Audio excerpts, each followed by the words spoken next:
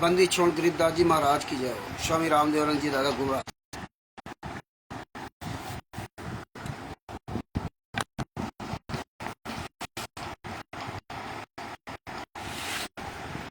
जी वो कलेक्शन बता रहा था, पूरा आ रहा है, इस वजह से बार बार ये कट रहा था। तो भगवत भाई जी की जाओ, बंदी छोड़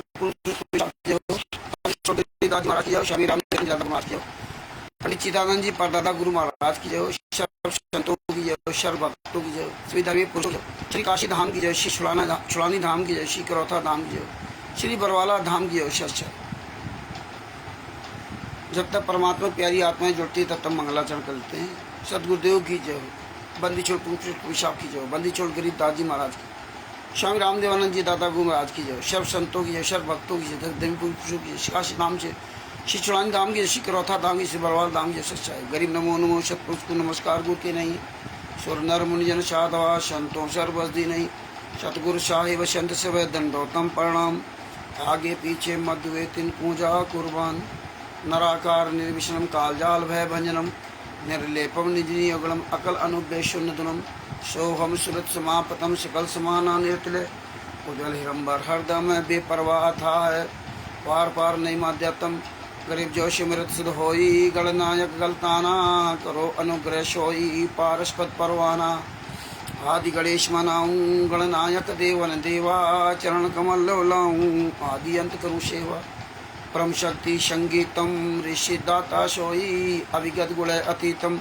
सत्य पुरुष निर्मोही, जगदम्बा जगदीशम मंगल रूप मुरारी, तनमन अर्पू शीशम भक्ति मुक्ति भंडारी, शोनर मुनिजन ध्यावें ब्रह्मा विष्णु महेशा, शेष मुख गावें पूजें आदि गणेशा, इंद्र कुबेर शरीका वरुण धर्मरा ध्यावें, सुमृत जीवन जी का मन इच्छा फल पावें, 33 कोटि अधारा ध्यावें 688, उतरें भवजल पारा कटिए यम की फांसी, 33 कोटि अधारा ध्यावें 688, उतरें भवजल पारा कटिए यम की फांसी। सहे बंदी छोड़ सतगुरु संत रामपाल जी महाराज की जय हो।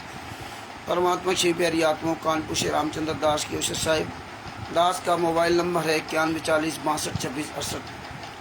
भगत भाइयों, ये संत रामपाल जी महाराज के सभी केसों के जजमेंट की ये पुस्तक ज्ञान अमृतम षड्यंत्र का विषय बिहार के सीनियर एडवोकेट सदभूषण जी के द्वारा परमात्मा ने संत रामपाल जी महाराज ने सदगुरुदेव जी ने दया करके लिखवाई थी। अगर परमात्मा संत रामपाल जी महाराज इन फाइलों की जजमेंटों की दया नहीं करते तो हमें आपको कभी जिंदगी में अपने गुरु के बारे में या गुरु के साथ हुए अत्याचार के बारे में कभी पता नहीं चलता। ये अपने गुरु का लाख लाख शुक्रिया अदा करो, लाख लाख शुक्रिया अदा करो। ये जब कोई चीज़ आसानी से मिल जाती है तो लोग इसका महत्व नहीं समझते। जब पुस्तक या जब जजमेंट की फाइलें नहीं थी तो कभी सोचा नहीं था कि यार जजमेंट की फाइल भी हम पढ़ेंगे या हम देख सकते कैसी फाइल होती है, कैसे उसको पढ़ा जाता है, कैसे उसका मतलब समझा जाता है। कभी जिंदगी में नहीं सोचा था। और जो सोचा नहीं था तो आज परमात्मा ने पूरे विश्व में अपने भक्तों के पास ये पुस्तक भिजवा रहे, जजमेंट की फाइलें भिजवा रहे कि आप घर बैठे फाइलों को पढ़ सकते हो। लेकिन आप पढ़े लिखे भी हो, आपके पास पुस्तक भी है, परमात्मा ने आपको जवान भी दिए बोलने के लिए, स्वस्थ शरीर दिया है, लेकिन आवाज नहीं निकलती। ये सबसे बड़ी समस्या है। जितने भी भाई बहन जुड़ रहे हैं सबको मुझे दास की ओर से सच्चाई, आवाज नहीं निकलती। हम चिल्ला चिल्ला के थक गए कि रोज भगत जी 5 मिनट का वीडियो डाला करो, सब लोग बोलो। कुछ लोग तो बोलना शुरू किए, कुछ लोग नहीं बोल रहे हैं। मत बोलो भैया, शर्म आती है। कहते मैं बोलना नहीं आता। देखिए 2018 में FIR नंबर 429 86 में जब संत रामपाल जी को सजा हुई हम लोगों ने कभी जिंदगी में सोचा नहीं था कि संत रामपाल जी महाराज केस के जजमेंट की फाइल देखेंगे। सबसे मांगते रहे, सबसे चिल्लाते रहे, प्रयास किया, किसी ने कोई फाइल नहीं दी। ना तो जिसमें बताते थे बाइज्जत बरी हुए 426, 427, 443, इन 3 केसों में बताते थे बाइज्जत बरी हुए, और तमाम केसों में बरी हुए, छोटे मोटे जो केस होंगे, लेकिन एक भी केस की फाइल उन्होंने दिया, किसी भी केस की फाइल नहीं दी। और तमाम तरह की पुस्तकें, इन्होंने हजारों प्रकार की पुस्तकें पूरी दुनिया में लॉन्च कर, इन्होंने फाइल नहीं दिया। हम भी परेशान थे, कोई फाइल नहीं निकाल पा रहा था, किसी को पता ही नहीं था कैसे फाइल निकलती है। हम लोगों को क्या पता, हम तो वकील भी नहीं थे। और पूरे भारत में, पूरे विश्व में किसी भी वकील ने नहीं बताया कि ई कोर्ट सर्विस के द्वारा ये फाइल आपकी निकल सकती है, पूरे वर्ल्ड में। जबकि बहुत लोग वीडियो डाल रखे थे ई कोर्ट सर्विस नामक, उस समय हमें नहीं पता था। उस समय बिहार के सीनियर एडवोकेट सलूसर जी को भी नहीं पता था, किसी को नहीं पता था। अब बताइए, इसीलिए परमेश्वर ने दिखाया कि ये पूरे भारत में, पूरे विश्व में जो संत रामपाल जी महाराज के लाखों वकील भी होंगे, जज अपने आप को जज बताते हैं, जूता चलाओ सालों पर जजों पर, हराम जादों पर, जो वकील अपने आप को कहते हैं कि मैं संत रामपाल जी महाराज का शिष्य एडवोकेट फलाना हूँ, पकड़ के जूता मारो इन हराम जादों को। किसी ने नहीं बताया, किसी को नहीं पता था, क्योंकि सब माया की धुन में सब थे, और हम लोगों को तो पता ही नहीं चल सकता था। तब परमेश्वर ने महाराष्ट्र एक भगत जी हैं, दिलीप दास जी, वो पढ़ाई करते थे, स्टूडेंट है, साइंस साइड से पढ़ रहे थे। हमारी उनकी बातचीत होती थी, चैटिंग होती थी, रात रात भर चर्चा होती थी, तमाम तरह का उन्होंने सहयोग किया, वहाँ के भक्तों के नंबर दिए, और भी तमाम सहयोग किया उन्होंने। हमारी उनकी अक्सर बातचीत होती थी। एक दिन अचानक उनके लैपटॉप पे FIR नंबर 429-430 की फाइल आ गई। आप लोगों को फाइल मिल गई, अब इसका आपको महत्व नहीं है, धर दिया। किताब भी आपके पास आ गई, बड़ी आसानी से हिंदी भाषा में छप के आ गई, ऐसे रख दिया किनारे, बस काम खत्म। इसका कोई मोल नहीं आपकी निगाहों में। हद हो गई आप लोगों को। बहुत से हमारे भाई बहन को बोलने में मतलब है नहीं है। हाँ, हम जब बोल रहे होंगे यहाँ पर तो मुझे जरूर कानून बताएंगे, मुद्दे की बात करो, ये बात करो, वो बात करो, लेकिन स्वयं नहीं बोलेंगे। भाई, हम मुद्दे की बात नहीं कर रहे, तो आप लोग क्यों नहीं मुद्दे की आवाज उठाते हो? नहीं उठाएंगे। केवल शेयर करने, लाइक करने से नहीं काम चलेगा, है ना। अनपढ़ यहाँ बोल रहा है और पढ़ा लिखा नहीं बोल रहा है। अनपढ़ सुन सुन करके बोल रहे हैं, लेकिन पढ़े लिखे पढ़ करके नहीं बोल रहे। बस हमें ज्ञान देंगे। जैसे मैच नहीं होता, मैच इंडिया पाकिस्तान या ऑस्ट्रेलिया इंडिया कहीं का, और फिर वो चौवा छक्का मारा जाता है। जो यहाँ बैठे देख रहा था, तो जब वो छक्का कैच हो जाते हैं, छक्का नहीं मार पाता है, ऊंची बॉल हो जाती है तो कैच हो जाती है। अरे देखा, इसने ऐसा ऐसा बल्ला मारा, वो बॉल ऊंची हो गई, हाइट ज़्यादा पकड़ लेने के कारण कैच हो गई। उसको जो है ऐसे बल्ला नहीं मारना था, उसको अगर ऐसे मारता बैट तो गेंद वो सीधे नीचे नीचे जाती, ज़्यादा हाइट नहीं पकड़ती। यहाँ इसने गलती की थी और उसने ऐसे कर दिया। पता नहीं कितनी कानून निकालेंगे। मालूम पड़ता है कि ये विश्व के सर्वश्रेष्ठ प्लेयर है, यही हाल यहाँ होता है। और वही लोग बाल में खाल निकालते हैं जो बोलते नहीं हैं, वही लोग ज़्यादा ज्ञानी बन जाते हैं। हम तो ये कहते हैं भैया, जब तुम्हें इतना ज्ञान है, हम रोज कहते हैं भैया वीडियो बना डालो, वीडियो बना डालो, वीडियो बना डालो, नहीं, तब कहीं वीडियोस क्या होगा। अभी कैसे फाइल मिली, देखिए वहाँ के लड़के से फाइल मिली, अचानक उसके लैपटॉप में फाइल आ गई। ये उस परमात्मा संत रामपाल जी महाराज की दया थी। अचानक फाइल आ गई, उसने मुझे फ़ोन किया कि और फाइल भेजी कि ये भगत जी क्या आ गया। न वकील न कुछ, एक लड़का स्टूडेंट पढ़ने वाला, ये भगत जी क्या आ गया। हम क्या, उन्होंने भेजा मेरे पास, जब उसको पढ़ा तो उसमें लिखा फला फला ये, तब मेरा माथा ठनका। फिर ये फाइल हमने, उस समय हमारी मनोज वर्मा से बातचीत होती थी, बिहार के पटना के रहने वाले मनोज वर्मा, अपने आप को वकील कहते थे, इनकम टैक्स थे, उनसे मेरी बातचीत होती थी। और इसके बाद सजभूषण जी से भी मेरी बातचीत काफ़ी होने लगी थी। ये फिर फाइलें हमने सजभूषण जी के पास भेजी, मनोज वर्मा जी के पास भेजी। मनोज वर्मा से कहा कि FIR नंबर 430 का, क्योंकि उस समय हमारी सजभूषण जी से बहुत बातचीत होती थी, लेकिन उतना ज़्यादा लगाव नहीं था, शुरुआत थी, इसलिए ज़्यादा वो बातचीत उतना नहीं परफेक्ट थे जितना मनोज वर्मा से थे। तो मनोज वर्मा जी से कहा आपने FIR नंबर 430 को हिंदी में कन्वर्ट करो, वो भी कानून लीगल भाषा में, कोर्ट की भाषा में। और सजभूषण जी से हमने कहा कि आप FIR नंबर 429 का हिंदी में मतलब संलग एक रिकॉर्डिंग बनाओ, पूरी हिंदी में बोल करके बताओ। इतना त्याग किया गया, लेकिन आप लोग तो मजाक समझते हो। 11 साल थे गुरु जेल में, बस कह दिया काम खत्म। ऐसे बोलते हो जैसे 11 सेकेंड गुरु जी जेल में गए हों, लेकिन कोई दुख दर्द नहीं आपके अंदर। रियल में दुख दर्द होता तो आप चिल्लाते। जब आपका पैर कटेगा ना, आपके दर्द होगा तो सब बोलना आ जाएगा। आपका बेटा होता जेल में तो सब बोलना आ जाता। यहाँ केवल बोलने में आफत है, लेकिन हमें ज्ञान जरूर देंगे।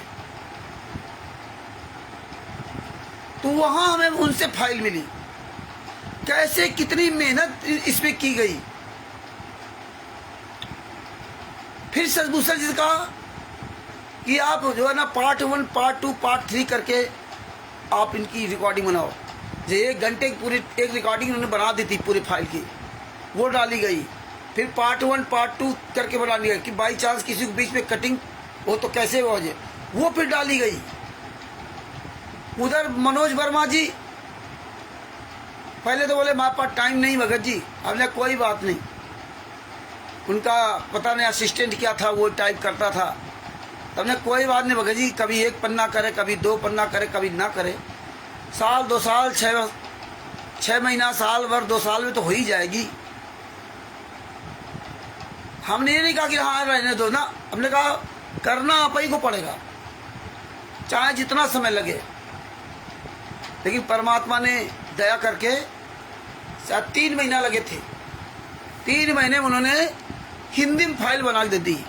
और हिंदी में इसलिए बनवाया था 430 को कि 430 429 लगभग सेम है, केवल 5 महीने के बच्चे का हत्या उसमें, लेकिन विवरण दोनों का दोनों में दिया हुआ, और दोनों का पोस्टमार्टम रिपोर्ट सब कुछ है।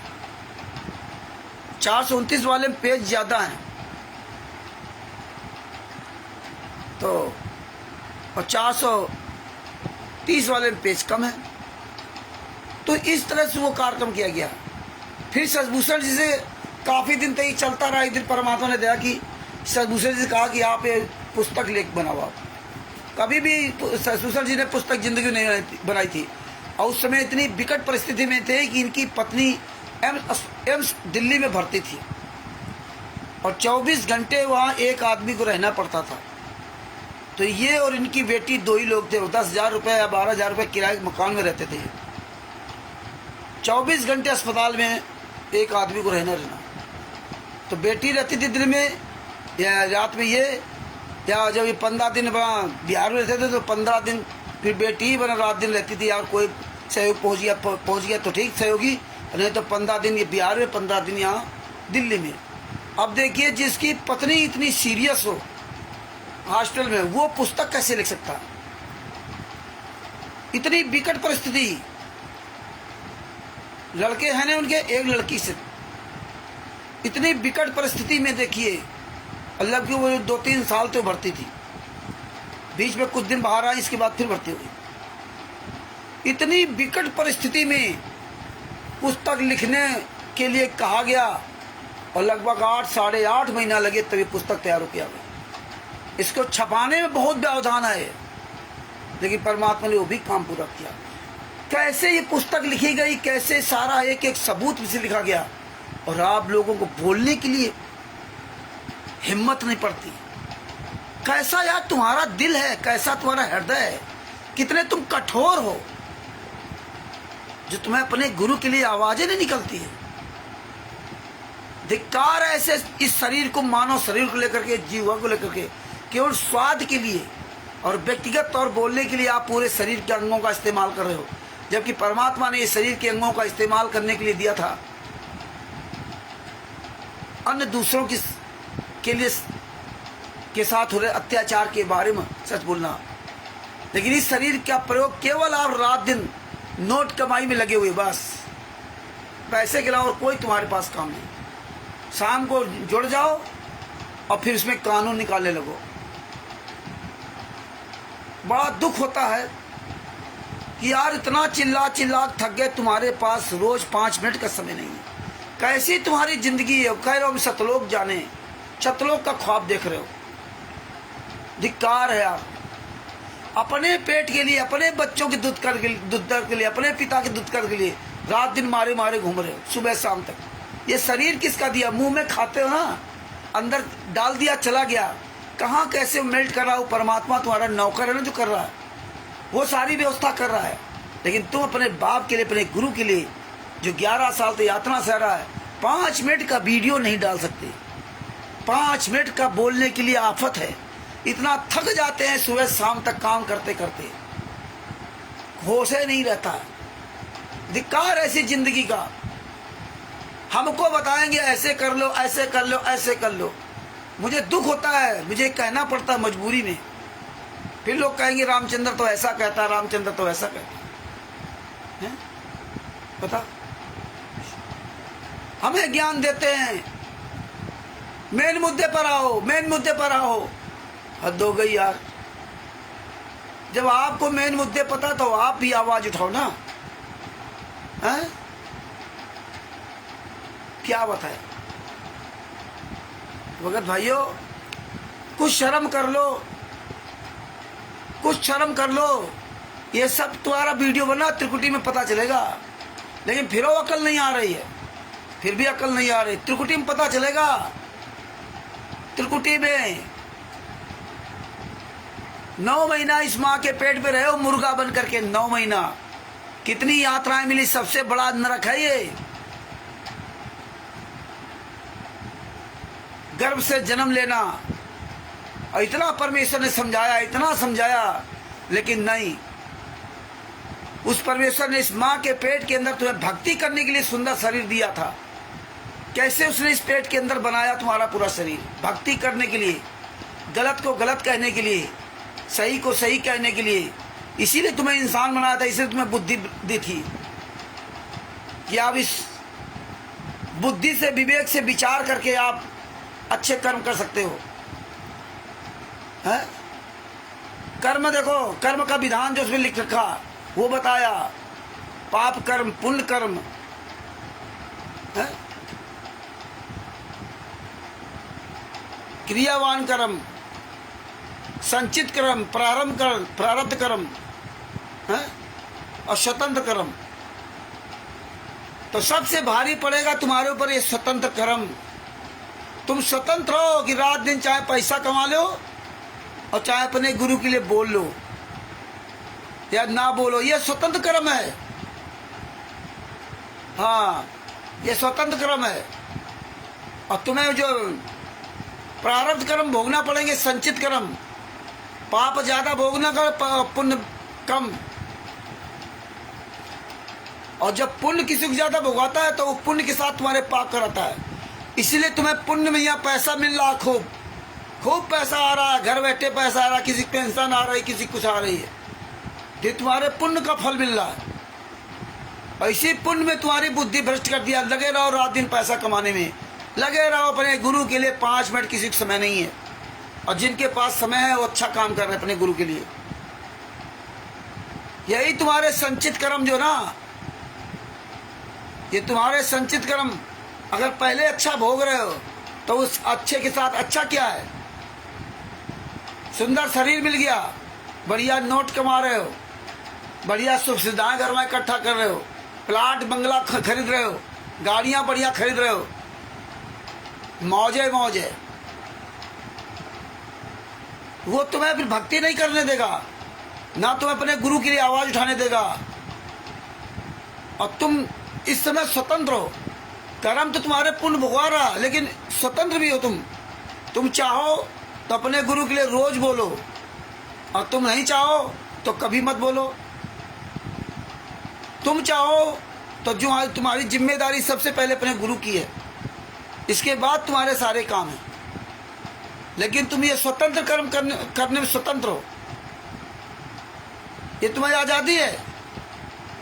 अब बहाना कोई बना लो, मुझे बोलना नहीं आता, तुम गूंगे को थोड़े हो कि बोलना नहीं आता, दिन भर बोलते हो, मत बोलो। फिर कहोगे रामचंद्र अकेला, वो सबको लेके नहीं चलता, सबसे बना के नहीं चलता, सबको साथ लेके नहीं चलता हैं। क्या कहें हम, जितने भाई बहन हैं अगर सब लोग बोलने लगे, अरे जितने बोल रहे हैं उसमें आप भी और बोलने लगो और बोलने लगो, रोज अगर 50 भाई बहन अगर ये सच्चाई जान गए, रोज 50 वीडियो जाएं, रोज 50 वीडियो, हम कहते हैं 1 मिनट का वीडियो बना दो, आधा मिनट का वीडियो बना दो, हैं? ये 1 मिनट आधा मिनट भी बोलने में आफत है, पुस्तकें लेकर के ऐसे वीडियो बना के डाल दो। लेकिन का मजाल, जब ये मुंह टेढ़ा हो जाएगा ना, ऐसे फालिश मार जाएगी, कुछ हो जाएगा ना, तब सबको बोलना आ जाएगा, हे बंदी छोड़, ठीक कर दो। पैर कट जाएगा ना, लीवर किडनी हार्ट फेल हो जाएगा ना, तब रात दिन प्रार्थना करोगे, हे परमेश्वर बोल दो, फिर वही करोगे। लेकिन नहीं करना है, मत करो, नहीं हो सारा, नहीं अकल ठिकाने। अरे कितने लोग मर गए और कितने मर रहे हैं। बार बार हमसे हम इसीलिए कहते हैं कि 24 घंटे अपने गुरु के दुखों को याद करो, बोलो बोलो, कुछ कर्म बना लो। लेकिन ना भगत भाइयों, ये कितनी मुसीबत में, इसका मोल 30 रुपया दे करके सोचते हो नहीं, सोचते हो कि हमें 30 रुपया है, इसकी कीमत क्या है। जिसने सर्च किया, जिसने खोजा, जिसने इसको लिखा, कैसे इसको लिखी गई, कितना इसमें त्याग किया गया, कितनी परेशानियां मिली, आप लोगों से 1 रुपया नहीं लिया गया कि आप लोगों का 1 रुपया इसमें सहयोग हो पुस्तक छपने में, आप समझिए। लेकिन इसका मोल नहीं समझोगे। 11 साल तक गुरु यातना कैसे सह रहा है, कैसे एक एक पल कट रहा होगा, लेकिन तुम तो आराम से मौज में दिन भर खा रहे हो, कमा रहे हो ना, शाम को आराम से ऐश कर रहे हो, तुम्हें क्या दिक्कत है। तुम्हारी सुख की रात छोटी पड़ जाती है, नींद पूरी नहीं होती, और यही दुख की रात हो ना, तो एक रात तुम्हारा ऐसा लगेगा जैसे पूरा जीवन गुजर गया, इतना दुख की भरी रात होती है, समझे ना। अभी दांत का दर्द करने लगे रात में, तो सुबेरा मुलना तुम्हें मुश्किल हो जाएगा। दांत का दर्द सुबेरा हो तो डॉक्टर को दिखाएं, सुबेरा हो डॉक्टर दिखाएं। 11 साल थे वो बाप, 11 साल थे जेल के अंदर, घुट घुट के जी रहा, घुट घुट के मर रहा, सूख के लकड़ी हो गया, लेकिन तुम्हारे मुंह से अपने गुरु के लिए आवाज नहीं निकलती। कैसे इंसान हो यार तुम। इसलिए तुम्हें कहाँ लेके जाए हम, और फिर हमसे कहते हो रामचंद्र कुछ करता नहीं, कहाँ लेके जाएं। हद हो गई, इतने साल थे मैं छक गया बोलते बोलते। लोग इतना बिजी हैं कि 5 मिनट का समय नहीं। तुम्हें होश है नहीं अपने जीवन का, हम क्या कर रहे क्या नहीं कर रहे।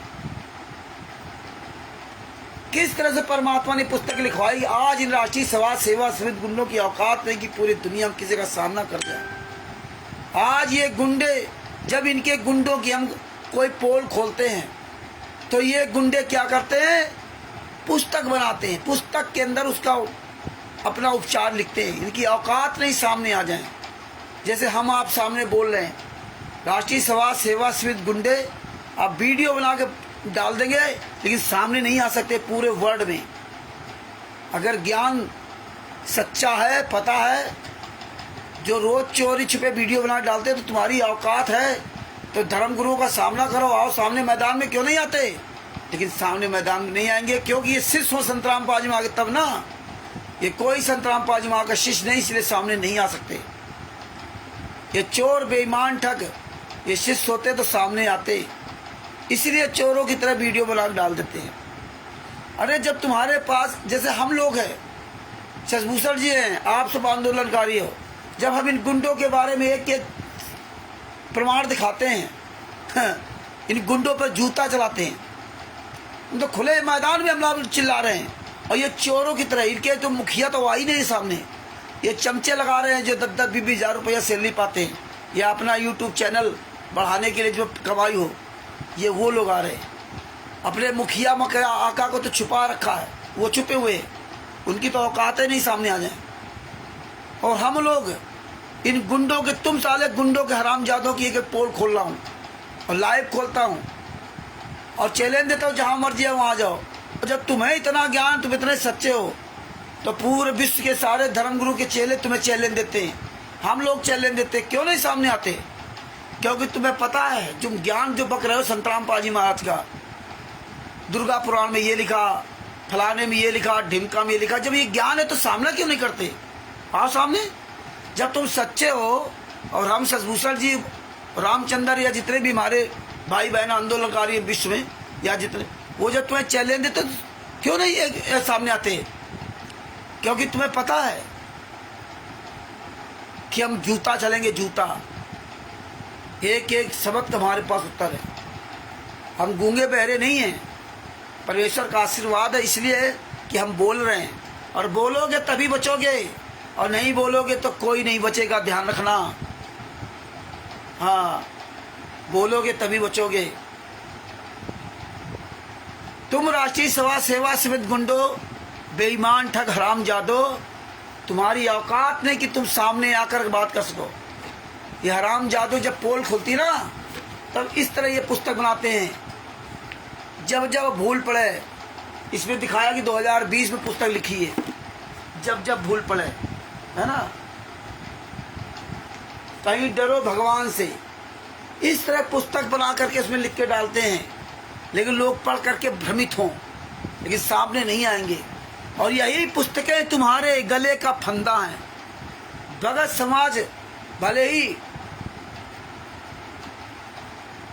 वो भ्रमित हो जाए या तुम्हारे तलवे चाट लगे, महत्व ये नहीं है। महत्व ये है कि तुम गुंडों को यही पुस्तकें तुम्हारे जूता चलाएगी, यही पुस्तकें तुम्हारा बोलती बंद कर दिया। आ नहीं सकते सामने ही, यही पुस्तकें, क्यों तुम्हें पता है कि संतराम पाजी महाराज के जो असली शिष्य हैं, इन पुस्तकों को सुरक्षित रखा हुआ है। हम पढ़ते हैं कहाँ कहाँ तुमने मिलावट की है। तुम्हारे जूता चलेंगे, दोगलागिरी के जूता।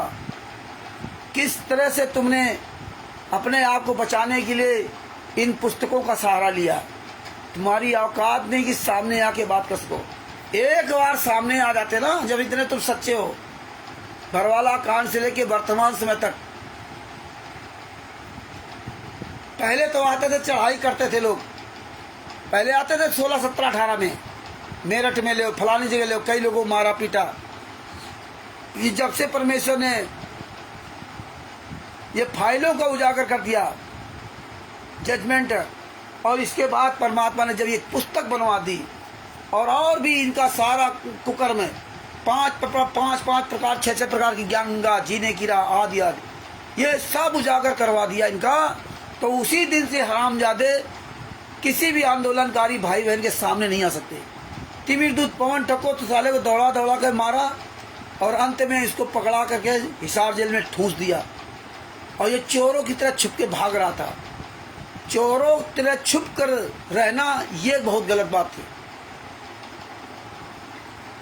और आंदोलनकारी किसी भाई बहन की आई हरामजादों का औकात नहीं चले जाए, क्योंकि आंदोलनकारी सवाल करने लगा कि तुम हो कौन, तुम कौन हो, अपना परिचय दो। अगर कहता संतराम पाजी वहां के शिष्य, तो 20 जूता मारो पहले। अगर आपके दरवाजे कोई भी आ जाए राष्ट्रीय सेवा समिति के गुंडों की तरफ समझाने, तो उससे पहले यही सवाल करो कि तुम हो कौन। वो कहे मैं संतराम पाजी वहां का शिष्य हूं, प्रमाण दीजिए, प्रमाण। अगर कभी परमेश्वर भक्ति ट्रस्ट का पर्चा देता है कि मैंने ये नाम दीक्षा इस फार्म पर ले रखा, ये हमारे पास प्रमाण, तो 20 जूता मारना, और ना दे तो 20 जूता मारना। जूता ही मारोगे तभी काम चलेगा। और कहते साले यहाँ से निकल जा, मैं और साले 20 जूता मारूंगा। हराम खोर कहीं के। मैंने संतराम पाजी महाराज गुरु बनाया था, तुझको गुरु बनाया था, यहाँ क्या करने आया था? मुझको क्यों समझाने आया?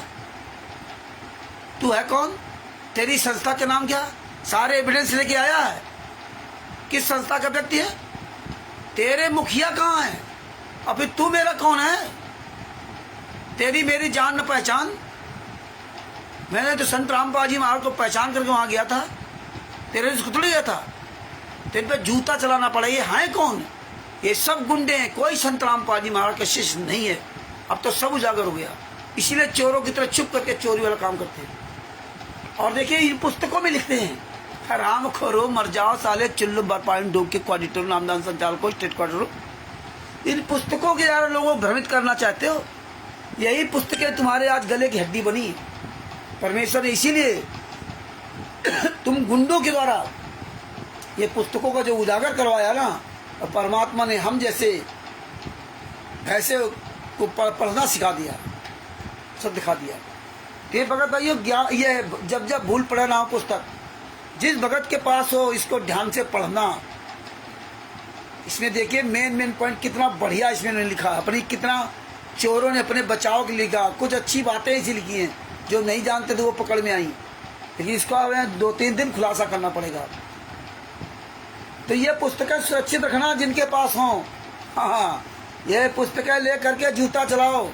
कोई तुम्हारे दरवाजे आ जाए, कोई दरवाजे आ जाए ज्ञान देने के लिए, तो ज्ञान अमृत सदन का 20 नाम पुस्तक दिखा करके 20 जूते मारना मत पे। कोई आ जाए इन्हीं की पुस्तक जब जब भूल पड़े दिखा करके इनको सालों को 20 जूते मारो। कोई भी आपके पास ज्ञान गंगा जीने की राह पुस्तक लेकर के आता है, ये मैसेज डालो सब जगह कि कोई भी कोरियर बन करके या वैसे पुस्तक लेकर के आता है, कहीं गली मोहल्ले में बेचता हुआ मिल जाए, तो उसको ये ज्ञान अमृत सदन का 20 नाम पुस्तक दिखा के 20 जूता मारो। उसी की पुस्तक छिना करके उसको दिखाओ, फिर उसके 20 जूता मारो। उसी से उस पुस्तक का पूरा खुलासा करवाओ। इनका इसीलिए परमात्मा की दया से बहुत जगह से इनकी पुस्तकें सब वापस हो रही। तो ये जब जब भूल पड़े नामा पुस्तक, इसमें देखिए इस पर 2-3 दिन लग जाएंगे, जबकि मेन बात आपको बताएंगे। तो काफ़ी इसको हमने सर्च किया है और शुरुआत से चलेंगे तो ज़्यादा सही रहेगा।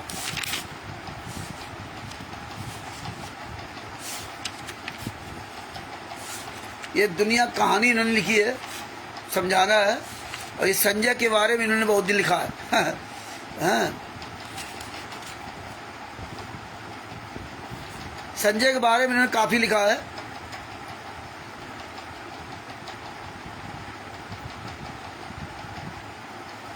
संजय दिल्ली अब स्वयंभू गुरु बनकर आशीर्वाद देने लगा। ये पेज नंबर 6 पर यह बात हमें खटकी कि हमारा गुरु, हमारा भाई हमारा गुरु कैसे हो सकता? इसे नाम देने का अधिकार भी गुरुजी ने नहीं देखा। ये सच है, सच में ढोंगी व झूठा है। उसी दिन से इससे गिलान हो गई। हमारी किस्मत अच्छी थी कि हमने नाम शुद्ध करवा कर अपने को नरक जाने से बचा लिया। आगे क्या लिखा? तमाम इसमें लिखा कि इसको भी नरक जाने से बचाओ। स्वयंभू गुरु बनकर ये 100-200 का जीवन नष्ट करेगा, अपना तो कर ही रहा है। जिन्होंने संजय को आश्रम के लिए जमीन दी है, उनसे निवेदन है कि इस जमीन को गुरुजी की आज्ञा लेकर नामदान केंद्र के लिए दे दे, पाप से बचे। मतलब ये पुस्तक बता रहे गुरुजी ने लिखी है 2020 में। 2020 में ये पुस्तक गुरुजी ने लिखी है। हाँ, अब आप कहोगे इसका प्रमाण क्या है? हाँ, तो इसमें सब चीज़ हमने लिख रखा है पेज नंबर 44 पर। हाँ,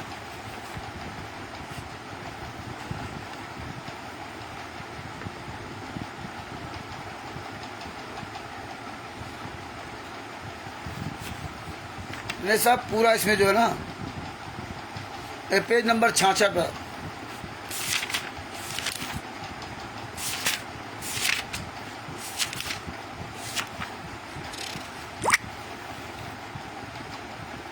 पेज नंबर 66 पर लिखा है सन 1993 से 2020 तक 28 वर्ष से कठिनाई व कष्ट झेल रहा हूँ। मेरी दशा पर रहम करो, समझ लो मुझको और अपने को। इतना ज्ञान परमेश्वर कबीर जी ने समझा रखा है। दास के माध्यम से सुलझा रखा है। आप कब समझोगे? कब मुझे चैन की सांस लेने दोगे?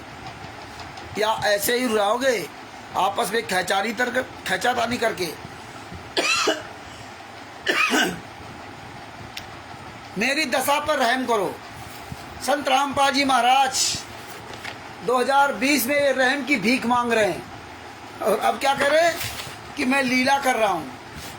यहाँ रहम की भीख मांग रहे हैं। जमीन संत रामपाल जी महाराज के नाम से नामदान सेंटरों को दे दो, ये संत रामपाल जी महाराज लिखेंगे।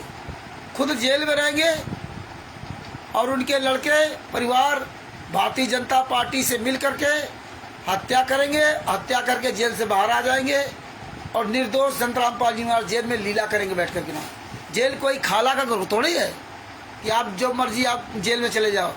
जेल में वही व्यक्ति रहता है जिसके ऊपर जो आरोपित होता है या आरोप सिद्ध होने पर अपराधी माना जाता है। जेल में आपकी रहने कोई औकात नहीं रख सकते आप। नामदान केंद्र दे दे तो पाप से बच जाएंगे। नामदान केंद्र खोल रखे। अरे तुम्हारी औकात नहीं कि ये बातें सामने आकर कह सको। उन भक्तों ने यह भी बताया कि संजय ने गुरु जी की आवाज़ की प्रथम अंक की ऑडियो भी रिकॉर्ड करके रखी हुई है। जब कोरोना महामारी के कारण गुरु जी की आवाज़ से ऑनलाइन नाम दिया जाता था। आप देखिए आगे रिकॉर्डिंग वाली बात, ये सब खुद बोलेंगे।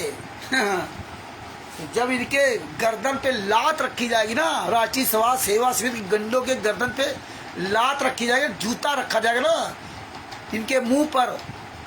जब इनके जूता इनके खोपड़ी में रखा जाता ना, इनके गर्दन पर जब दबाव देवे लात से, तभी साले उगलेंगे। अब देखें रिकॉर्डिंग, संजय ने रिकॉर्डिंग कर ली। संजय ने रिकॉर्डिंग कर ली जिससे नाम दीक्षा दे रहा, और इन गुंडों ने रिकॉर्डिंग नहीं की। इन गुंडों को गुरुजी ने दे दिया है। जब हम कहते हैं कि तुम हरामजादों ने रिकॉर्डिंग कर लिया चोरी से, हैं, तब कहते हैं कि किसी कोई रिकॉर्डिंग कैसे कर सकता। अच्छा, तुमने पूरी दुनिया में रिकॉर्डिंग फैला दी, फर्जीवाड़ा कर दिया है। अब कोरोना महामारी के कारण गुरुजी की आवाज़ में ऑनलाइन नाम दिया था। ऑनलाइन नाम दिया जाता तो वो रिकॉर्ड कर लिया। तो ऑनलाइन नाम दीक्षा क्यों दे रहे थे? ये तो गुरु देता ना। तो पूरी दुनिया में रिकॉर्डिंग चली गई। तुम पूरी दुनिया को बांट दिया। 500-700 बता रहे नामदान के खुले, वहाँ सब रिकॉर्डिंग चल रही, वो सब सही है। हराम जादो, तुम संजय और पवन टक हो तो ये कही, तुम सबके पास तो सीडी थी। पवन को भी नाम दीक्षा सीडी देता था, उसके बाद सीडी है, हैं? यही तो कर रहे हो। तुम्हारा पूरा काला चिट्ठा उजागर हो रहा है। आओ तुम्हारी औकात हो, है? कहाँ साले मर गए बड़े बड़े गुंडे थे जो, कहाँ छुप गए? राम कंवर ढाका, राज कपूर, राजेंद्र, पुरुषोत्तम सैनी, चांदीराम, चांद राठी, भगोड़ा, बलजीत, कहाँ मर गए सब? विष्णु साहू हरामजादे, जितने स्टेट कलेक्टर, फर्जी नामदान आश्रम चलाने वाले, फर्जी नामदान संचालक, अरे साले तुम हिजड़ो, तुम सब मिल करके एक सार्वजनिक मीटिंग नहीं कर सकते। इतने कायर, इतने डरपोक हो साले। भीड़ के पीछे चलने वाले, भीड़ के अंदर घुसकर चलने वाले, महिलाओं को ढाल बनाने वाले कायरो, तुम्हारी साले औकात नहीं है। ये अकेले कहीं रह सको, मर जाओ साले चिल्लू भर पानी डूब के, हराम जादो।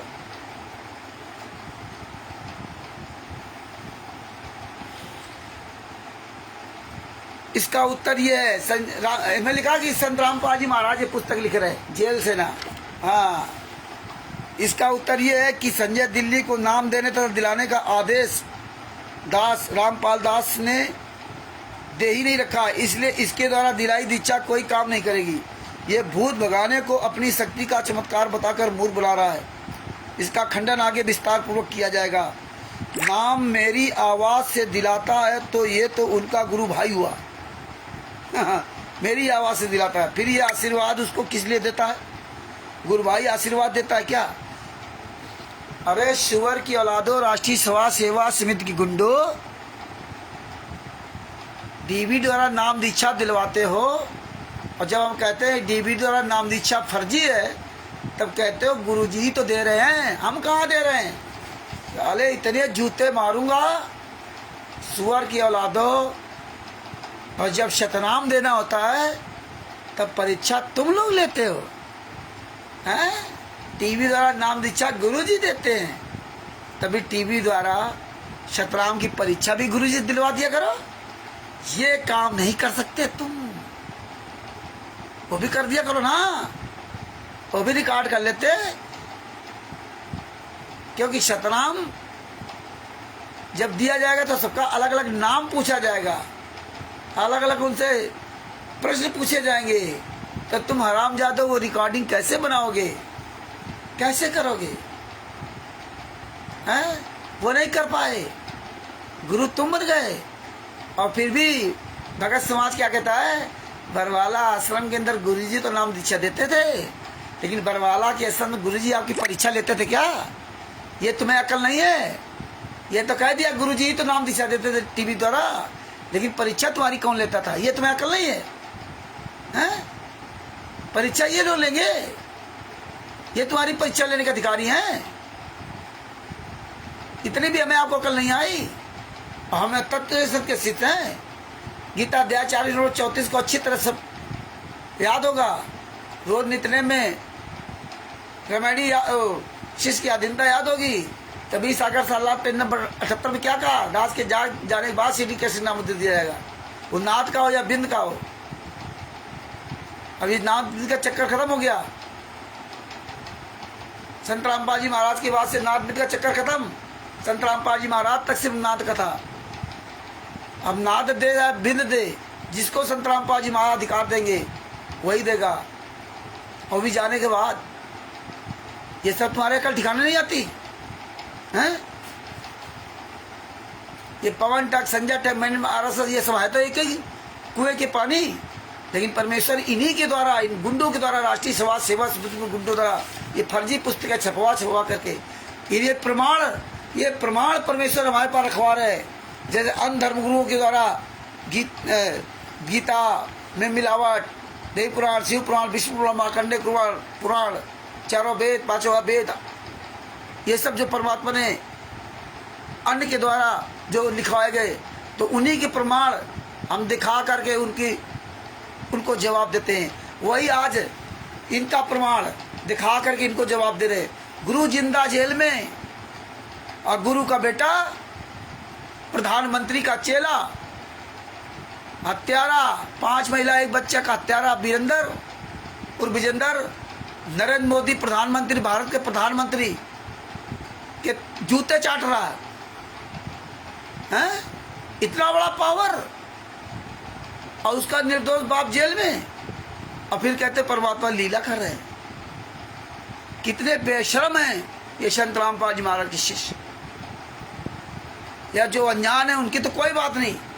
2014 के बाद वाले जो भगत अनजान हैं उनकी तो चलो भाई जो भी है, लेकिन जो जानते हैं 2014 पहले वाले या 2014 के बाद वाले जो जानते हैं, वो अपना मुंह क्यों बंद कर रखे?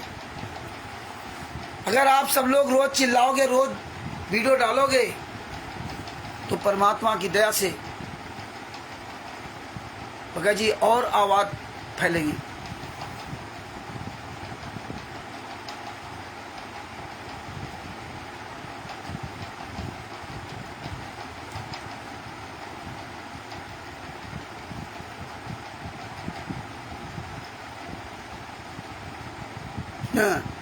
संजय दिल्ली वाला अपना चालू कर दिया होगा, मेरे यहाँ चाय न रखेगी। ये दुनिया कहानी इसमें लिखी है ना।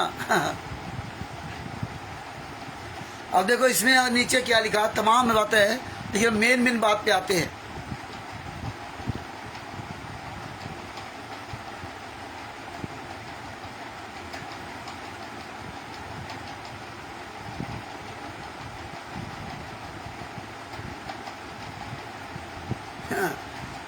संजय ने कहा होगा कि हम आश्रम में दवाई नहीं रखते, चाय नहीं पीते, तो इसमें लिखा कि उत्तर रामपाल दास। संत रामपाल जी महाराज उत्तर दे रहे संजय को। संजय दिल्ली वाला कहता है कि मेरे आश्रम में चाय नहीं बनेगी, आश्रम में दवाई नहीं रखी जाएगी, मेरे आशीर्वाद से ही वैसे ही लोग सब ठीक हो जाते हैं। संत रामपाल जी महाराज उसका जवाब दे रहे हैं, जेल से जवाब दे रहे हैं।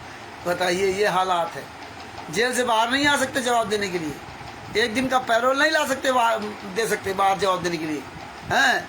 उसमें लिखा कि रामपाल दास, जिसको दूध पीने को मिले, चाय कितनी बार पिए, दही खाने मिले, चाय कितनी बार, हलवा खीर प्रतिदिन खा मिले, उसे चाय की क्या आवश्यकता है। ये भक्तों के दान के रुपए से मौज मस्ती कर रहा है। रही बात दवाई आश्रम में ना रखने की, यह कुछ दिन का ड्रामा है। एक समय ऐसा आएगा ये स्वयं दवाइयाँ खाएगा। बताइए, इतने युगों में आज तक कभी भी आपने सदगुरु के मुख से बातें नहीं सुनी, क्योंकि सदगुरु जो होता है वो ज्ञान देता है। सदगुरु का काल का अनुबंध है, जो ज्ञान आधार चले वो आपका, जो ज्ञान आधार से न चले हमारा, ये अनुबंध होता है सदगुरु और काल ब्रह्म का। तो ज्ञान दे दिया, मानो चाहे ना मानो, चलो चाहे ना चलो, 24 घंटे कमाल लेता था, ज्ञान दे दिया, गुरदोही हो गया, लेकिन किसी को नहीं बताया। हाँ, किसी को नहीं बताया। और ऐसे शब्द तो किसी के लिए प्रयोग ही नहीं किया, क्योंकि गुरु से कोई लेना देना नहीं, उसका काम होता ज्ञान देना। पार हो चाहे ना पार हो। 1 लाख लाखों शिष्य स्वामी रामदेवानंद जी महाराज के, किसी को सार नाम नहीं दिया, क्योंकि सार नाम की बहुत बड़ी परीक्षा होती है। सार नाम के लायक सिर्फ संत रामपाल जी महाराज ही पास हुए थे, वो भी मात्र 6 साल की भक्ति में। 6 साल की भक्ति में सार नाम के लायक सिर्फ संत रामपाल जी महाराज बने थे। और आज यहाँ सार नाम की गंगा बह रही है। सार नाम जो मर्जी अब ले जाए। संत रामपाल जी महाराज जैसा बनना पड़ेगा सार नाम के लिए, ये सोच लो अच्छी तरह से ना। जैसे संत रामपाल जी महाराज जैसा बनना पड़ेगा सार नाम के लिए। और यहाँ तो तुम्हारे मुंह से बोलने की आवाज नहीं निकलती, सार नाम क्या कहाँ से प्राप्त करोगे। सोच लो, अपने गुरु के लिए तुम्हारी बोलने की औकात नहीं है। जो तुम्हारा गुरु 11 साल से यातना सह रहा, तुम उसके लिए नहीं बोल सकते। और संत रामपाल जी महाराज तो पूरे विश्व के हित के लिए 24 घंटे बोल रहे थे। और बोलते बोलते आज कहाँ चले गए, तुम्हारे सबकी वजह से। और तुम्हारे अंदर आज भी शर्म नहीं आ रही। उनके तो गुरुजी जेल में नहीं थे, उनके तो गुरुजी सतलोक चले गए हैं। और पूरी दुनिया में आवाज उठा रहे आप लोगों को बचाने के लिए, आपका जीवन बचाने के लिए, सच्चाई बताने के लिए। और तुम्हारे वजह संत रामपाल जी महाराज यात्रा से रहे, इनको क्या जरूरत थी। सार नाम प्रथम मंत्र ऐसा नहीं मिलता। संत रामपाल जी महाराज को जब प्रथम मंत्र मिला होगा, तभी वो भक्ति करके शतनाम के काबिल हुए, और भक्ति करके सार नाम के काबिल हुए, सार शब्द के काबिल हुए, तब उनको मिला। ऐसे नहीं मिला कि दिन भर आप माया जोड़ने में लगे हो, दिन भर आप लूटने में लगे हो। ऐसे सतनाम हो, प्रथम मंत्र, दूसरा मंत्र सार नाम नहीं दिया जाता है। आप जो लोग ये ख्वाब देख रहे हो ना, ये मौज मस्ती करके पार हो जाएंगे, तो इतना आसान काम नहीं है।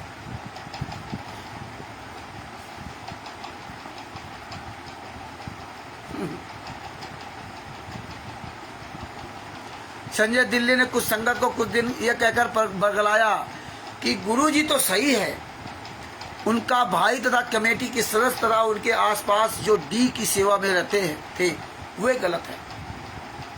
वे दान का सारा पैसा अपनी जेब में रख लेते हैं। तो ये वो जानता था संजय, शुरू में संजय सब ठीक रहा, ये सच्चाई तो सब बोलते हैं, लेकिन कुकर्म करने लगा। क्योंकि जैसा खाओगे अन्न वैसा रहेगा मन। ये पवन टक, संजय टक और जितने राष्ट्रीय सभा सेवा समिति गुंडे हैं, जितने क्वालिटर और नामदार संचालक और स्टेट क्वालिटर, ये सब ने वो हराम का अन्न खाया, मलिन अन्न खाया, भक्तों के द्वारा लूटा या दान पाठ दशवांश का पैसा खाया है, उससे ऐसो आराम किया है। आज भी देखिए पवन टक, संजय टक जैसे लोग, राष्ट्रीय सभा सेवा समिति गुंडो लोग, सतलोक आश्रम संचालक गुंडे लोग, जितने क्वालिटर हैं, भक्तों के दान पाठ दशवांश के पैसे से भी वीआईपी जीवन जी रहे।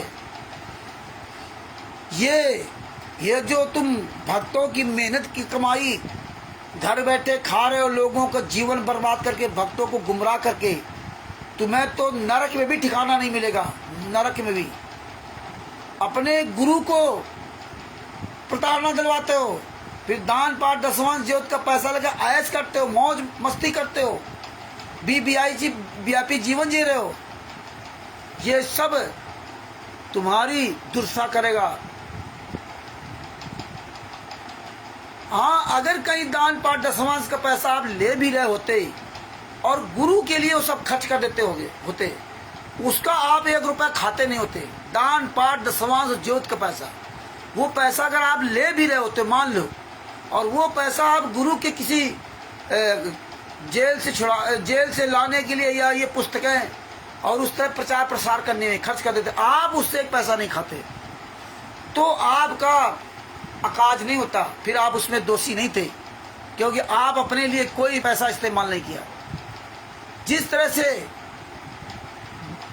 शिव शंबर ने की रे चोरी की थी, चोरी, तुम तो मांग रहे हो, भीख मांग रहे हो, भीख अपने लिए मौज मस्ती करने के लिए भीख मांग रहे हो, और वो भीख लेकर के बढ़िया वीआईपी कपड़े पहनते हो, 56 प्रकार के भोजन लाते हो, वीआईपी महल में रह रहे हो, कहीं मक्खी तनक बैठ जाए, हैं?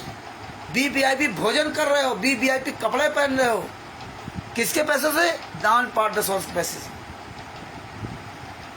शिव शंबर ने की जी घर में नहीं खा, घर में कुछ खाने को नहीं था, चोरी करने गए थे, तो दोनों बेटा बेटी ने कहा, तीनों ने मिलकर क्या कहा? माँ ने कहा चोरी कर ला, शिव जी ने कहा नहीं माँ, चोरी करना पाप है। तीनों ने बैठकर सत्संग का निर्णय लिया। माँ ने अपने बेटे को सत्संग का उदाहरण दिया कि बेटा, हमारे घर में गुरु और गुरु भाई आए हुए हैं, कोई संत महात्मा अपने दरवाजे भूखा आ जाए तो परमेश्वर ने बताया है, कहें कबीर पुकार के दोए बात लख ले, एक साहब की बंदगी और भूखों को कुछ दे।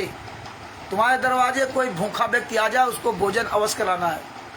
तो इसलिए बेटा, हम जो चोरी करेंगे उससे हम नहीं खाएंगे, हम तीनों लोग एक भी दाना नहीं खाएंगे उससे। ये चोरी दान कर दे, दरवाजे पे संत महात्मा कोई आ जाए तो भूखा नहीं जाना चाहिए। तब उन्होंने रात में चोरी की थी, और चोरी करने में देखो अपने लड़के गर्दन तक काट दी। मां ने कहा, यानी कि पत्नी नेकी ने अपने पति संबंध से कहा कि जाओ उस लड़के का गर्दन काट लाओ। धन है वो माँ, वो गरीब थे, तुम लोग पैसे वाले घर में बैठे हो, बढ़िया 50-60 हजार रुपये सैलरी आ रही, किसी कुछ पेंशन आ रहा होगा, कोई ऐसे कमा रहा होगा, लेकिन अपने गुरु के लिए आवाज उठाने के लिए औकात नहीं तुम्हारी।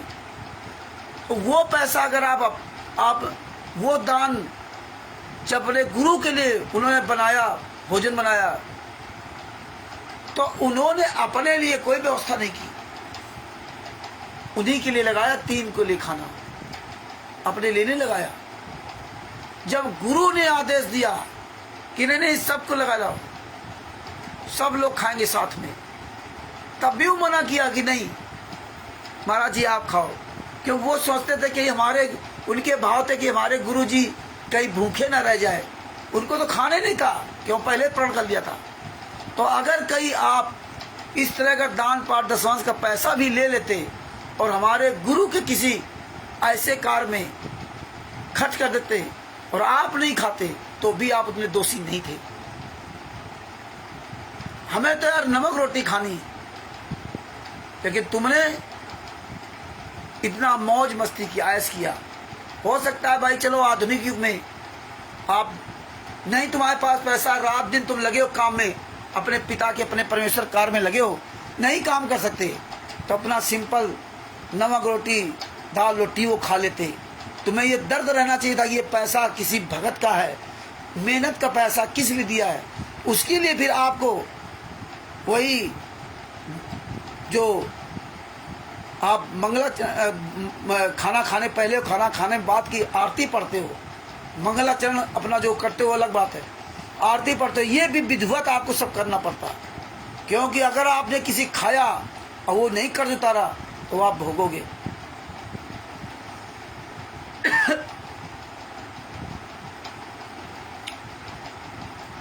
तो ये सब जानते थे प्रिय संजय पवन ठग, इसलिए आज भी ये पवन ठग ने ये राज नहीं खोला कि किसने ट्रेनिंग दी थी। ट्रेनिंग बैतूल में हुई थी या कहाँ हुई थी, क्या क्या ये नहीं खोला इन लोगों ने। आगे क्या लिखा है,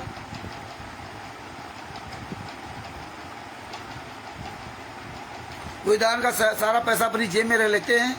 गुरु जी को जेल से बाहर नहीं निकलने देना चाहते, आप संगत वाले मेरा साथ दे, रुपए दो, मैं गुरु जी को बाहर लाऊंगा। इस प्रकार की बातों से बहुत सारे अनुयायी जो नए नए तथा कुछ पुराने भी उनके बहकावे में आ गए। ये सही बात है। 2015-16 में संजय आगे चला था, लेकिन इनके कर्म जो थे, जो दान पाठ दशवांश का पैसा पहले से भी खा रहे थे पवन ठग संजय ठग, वो कर्म वही है कि वही आ गया जो कर्म का विधान कल परसों आपको परमेश्वर ने बताया कबीर सागर में। स्वतंत्र कर्म, संचित कर्म, क्रियावान कर्म, प्रारब्ध कर्म, 50% तो 25%, पिछले वाले 50% पाप कर्म, पिछले वाले 25% पुण्य कर्म, और वर्तमान में समय 25% क्रियावान कर्म। तो ये स्वतंत्र थे उस समय भी, दान पाठ दशवांश का पैसा नहीं खाते, ना लेते।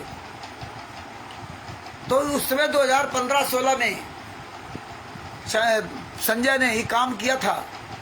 परमात्मा के आशीर्वाद से हम लोगों ने भी सहयोग किया था, वकील किया गया था, और उसके वकायदे हम लोगों ने हलफनामा दिया था। 5000 लोगों के हलफनामा मांगे गए थे पूरे भारत से। वकील ने कहा था भाई संतराम पाजी महाराज तरफ से कोई बने, तो 5000 लोगों ने हलफनामे अपने भेजे थे, वकील किया गया था, केस भी लगाया गया था चंडीगढ़ हाई कोर्ट में। चंडीगढ़ में संजय ने प्रेस कॉन्फ्रेंस भी की थी। ये सब हुआ था गुरु जी के लिए। वो अलग बात है कि उसके अंदर भाव क्या थे, लेकिन ये रियल में हुआ। वकालतनामे में साइन भी होकर आ गए थे, उसमें वकालतनामे में साइन भी गुरु जी ने किए थे। और इसके बाद देखो इसमें क्या लिखा जा रहा है, ये जब तक भूल पड़े रहा पुस्तक में। तो ये वकालतनामा एक साइन की फोटो कॉपी हमारे पास आज भी है, हम सारे सबूत रखे हुए हैं। इसीलिए इनकी औकात नहीं कि सामने आ जाए जब जब भूल पड़े ना पुस्तक में, इसलिए कहा कि नए लोग नहीं जान पाएंगे। लेकिन इसीलिए सामने नहीं आते, जानते हैं कि अगर हमने भूल से कहीं भी पूरे भारत में, पूरे वर्ल्ड में कोई भी कोऑर्डिनेटर, नामदान संचालक, हिस्ट्री क्वार्टर या सत्रों का आश्रम संचालक भूल से भी अगर ये गलती कर गया ना, तो ये संगत वहाँ इनको इतने जूते मारेगी, इतने जूते मारेगी, पूरी दुनिया इनकी ऐसी तैसी कर देगी।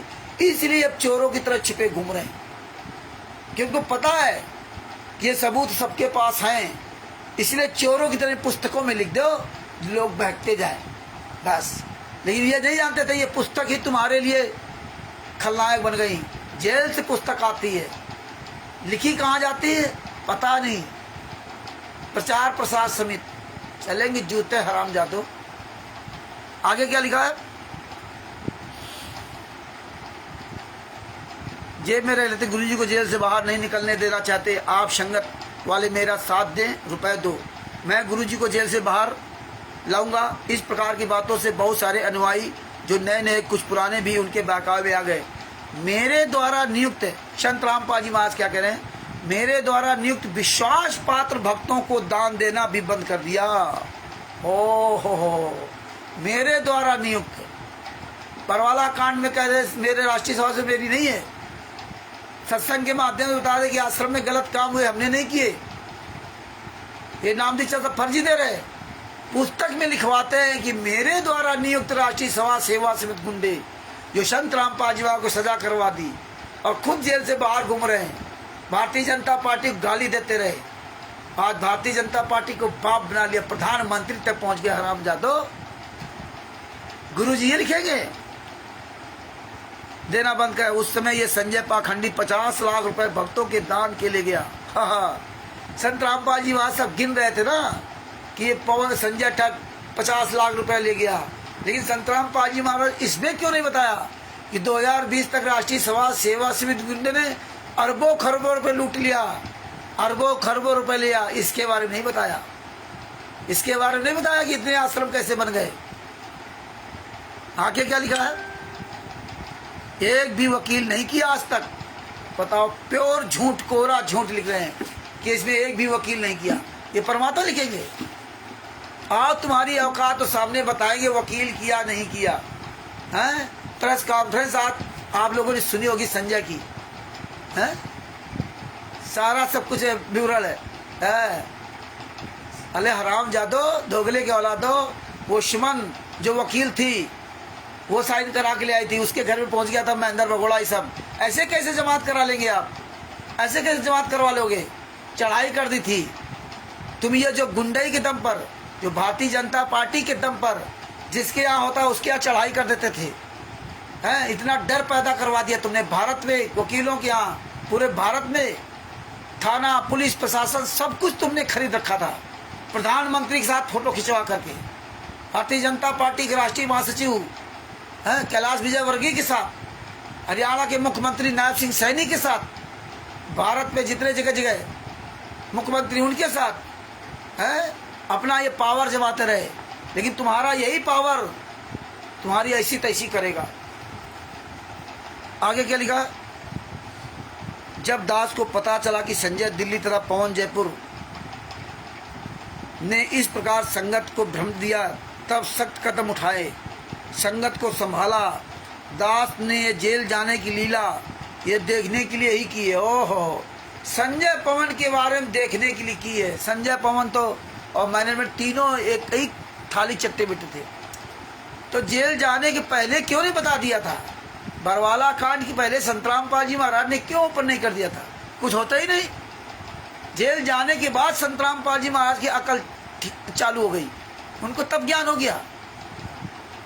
इन गुंडों ने किस तरह संतराम पाल जी महाराज को झूठा साबित करने के लिए ये पुस्तकों का सहारा लेते हैं। अरे कायरो, मर्द के बच्चे हो, मैदान में आओ, चोर की तरह छुप करके कायरों की तरह पुस्तकें छाप छाप करके क्यों? ये तुम्हारी कायर पलक निशानी है। कायर हो, गद्दार हो। ये कबीर साहब का मार्ग है। रामजादो फिर कहते हैं रामचंद्र तो गालियां देता है। मेरे सतलोक जाने के पश्चात संगत वाले इस अनमोल जीवन को कैसे चलाएंगे? अब तो दास संसार में है। जो भी त्रुटि अनुयायी करेंगे उसको समझाकर सीधे मार्ग पर ले आऊंगा। जेल से मार्ग पर ले आएंगे। जब तक बरवाला आश्रम में थे तब तक मार्ग नहीं ला पाए, तब तक नहीं समझा पाए किसी को। अब जेल में बैठ करके सबको मार्ग पर ले आएंगे। एक तो जब गुंडे आमने सामने हो ना, तब पता चलेगा हरामजादो कि संतराम पाल जी महाराज ने किसको लिख के दिया था। तुम्हारी औकात नहीं, सामने आ जाओ कि हमारे पास सब कुछ है। आज इसीलिए परमेश्वर ने पूरे वर्ल्ड में नंगा करवा दिया है। आगे क्या लिखा, यदि कोई भक्त या भगवती समझाने के पश्चात भी सुधार नहीं करेगा तो वह हमारे काम का नहीं है, वह तो चेहड़ू है।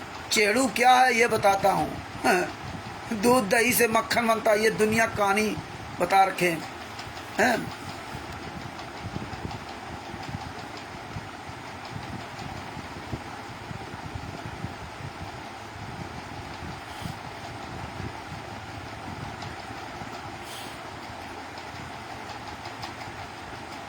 आगे क्या लिखा, इसी प्रकार है तो काफी लिखा, पेज नंबर 8 पर, ये पेज नंबर 8 पढ़ रहा हूँ, बीच में है।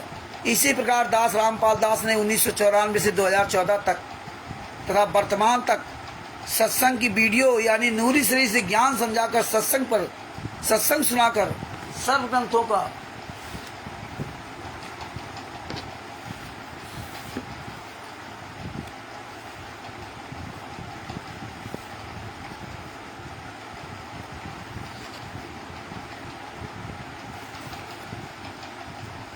उन्नीस सौ 94 से 2014 तक सत्संग सुनाकर 2014 तक सत्संग सुनाकर ज्ञान समझाकर सत्संग पर सत्संग सुनाकर सर्वग्रंथों को वीडियो के माध्यम से सबको दिखाकर संगत रूपी मक्खन निकाला। अब उस मक्खन को ताया गर्म किया उसमें जो चेड़ू होगा वह ऊपर आ जाएगा। चेड़ू तो ऊपर आ गया, आ चुका है। दास का ये पत्र रूपी ठंडा पानी है। आहा, ये पत्र है, ये संत रामपाल जी महाराज का पत्र रूपी ठंडा पानी है। शाबाश, पत्र रूपी ठंडा पानी है ये पत्र रूपी ठंडा पानी है। जब जब भूल पड़े, आओ साले कुकर्मियों, ये चोर बेईमान ठगराची सवा सेवा स्मित गुंडो, जूते चलेंगे जूते, ऐसे डालते हो बना बना करके ना। हाँ हाँ, बताइए, पत्र रूपी ठंडा पानी है। यदि कोई कण यानी अच्छी आत्मा उस चेड़ू में होगी, उसे निकाल लूंगा, क्योंकि दास को शुद्ध घी यानी भक्त आत्माएं जान से प्यारी होती हैं। उनके लिए भटक रहा हूँ। दूसरी बार बिना दोष के जेल में हूँ। दूसरी बार बिना दोष के जेल में है। देखो, ये भी बात इसमें लिखवा दी कि बिना दोष के जेल में है। दूसरी बार बिना दोष के जेल में हूँ। हाँ, बिना दोष के जेल में, बिना दोष के जेल में है।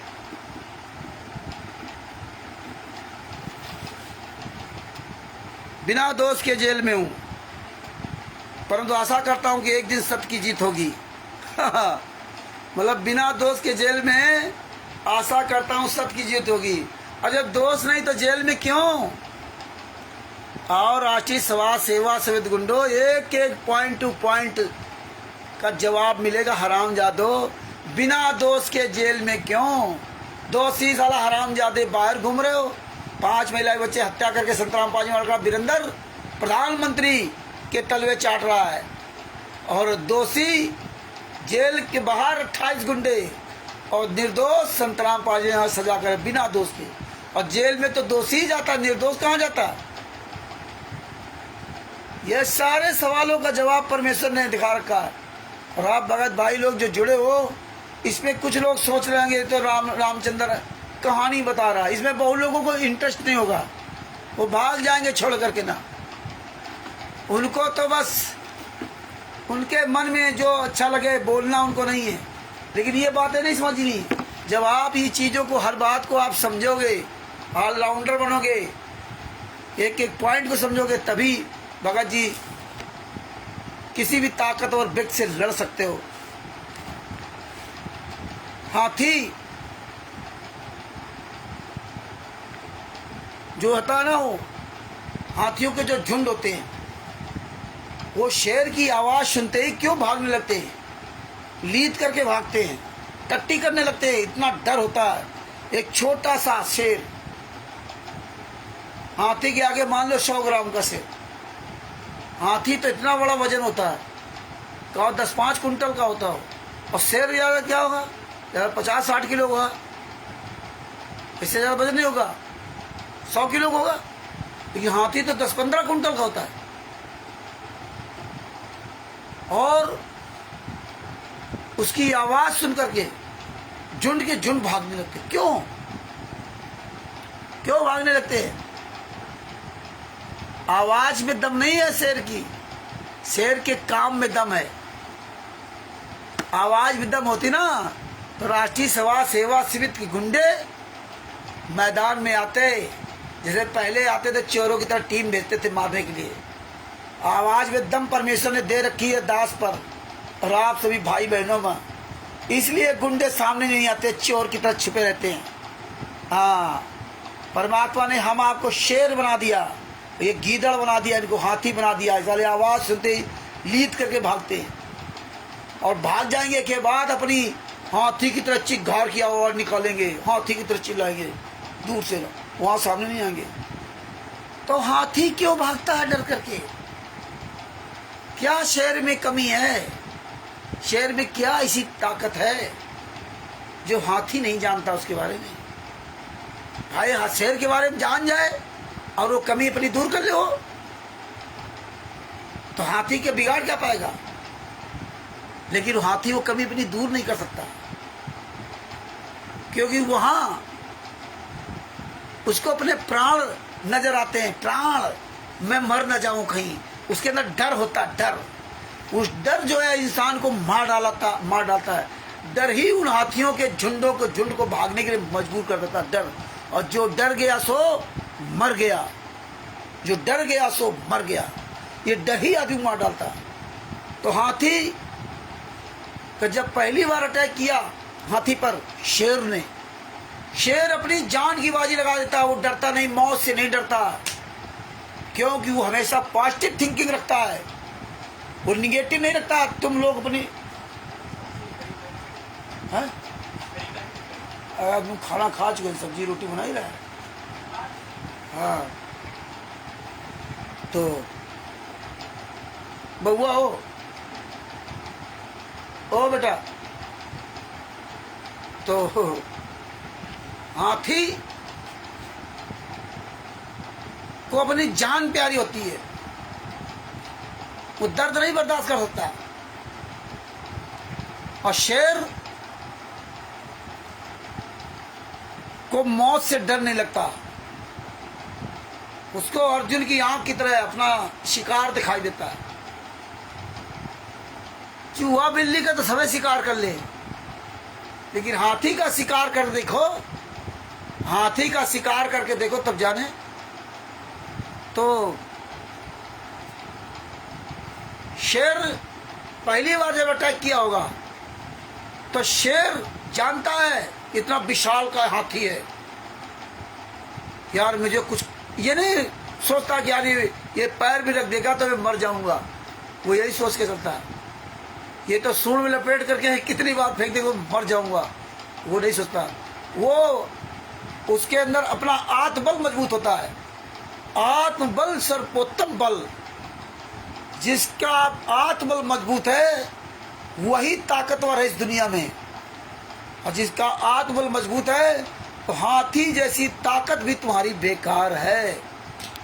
इसलिए अपना आत्मबल मजबूत रखो, शेर की तरह आत्मबल। आप डर जाते हो, अरे यार ये सब जो ना राष्ट्रीय समाज सेवा से गुंडे ऐसा कर देंगे, वो कैसे कर देंगे। शेर नहीं डरता। हाँ, तो अपना, तुम्हें तो ज्ञान है, तो अपना आत्मबल। तो शेर जब हाथी पर अटैक करता है तो वो अपनी जो टारगेट होता है वो टारगेट लेके चलता है। हाथी शेर अपना एक टारगेट बना चलता है कि मुझे कहाँ अटैक करना है, कौन से इसके कमजोर अंग पर अटैक करना है, जहां पर हम इसको मात दे सकूं, गिरा सकूं, इसका शिकार कर सकूं। वो सूंड पे अटैक नहीं करता, वो गर्दन पकड़ता है या पिछवाड़ा कहीं पकड़ता है।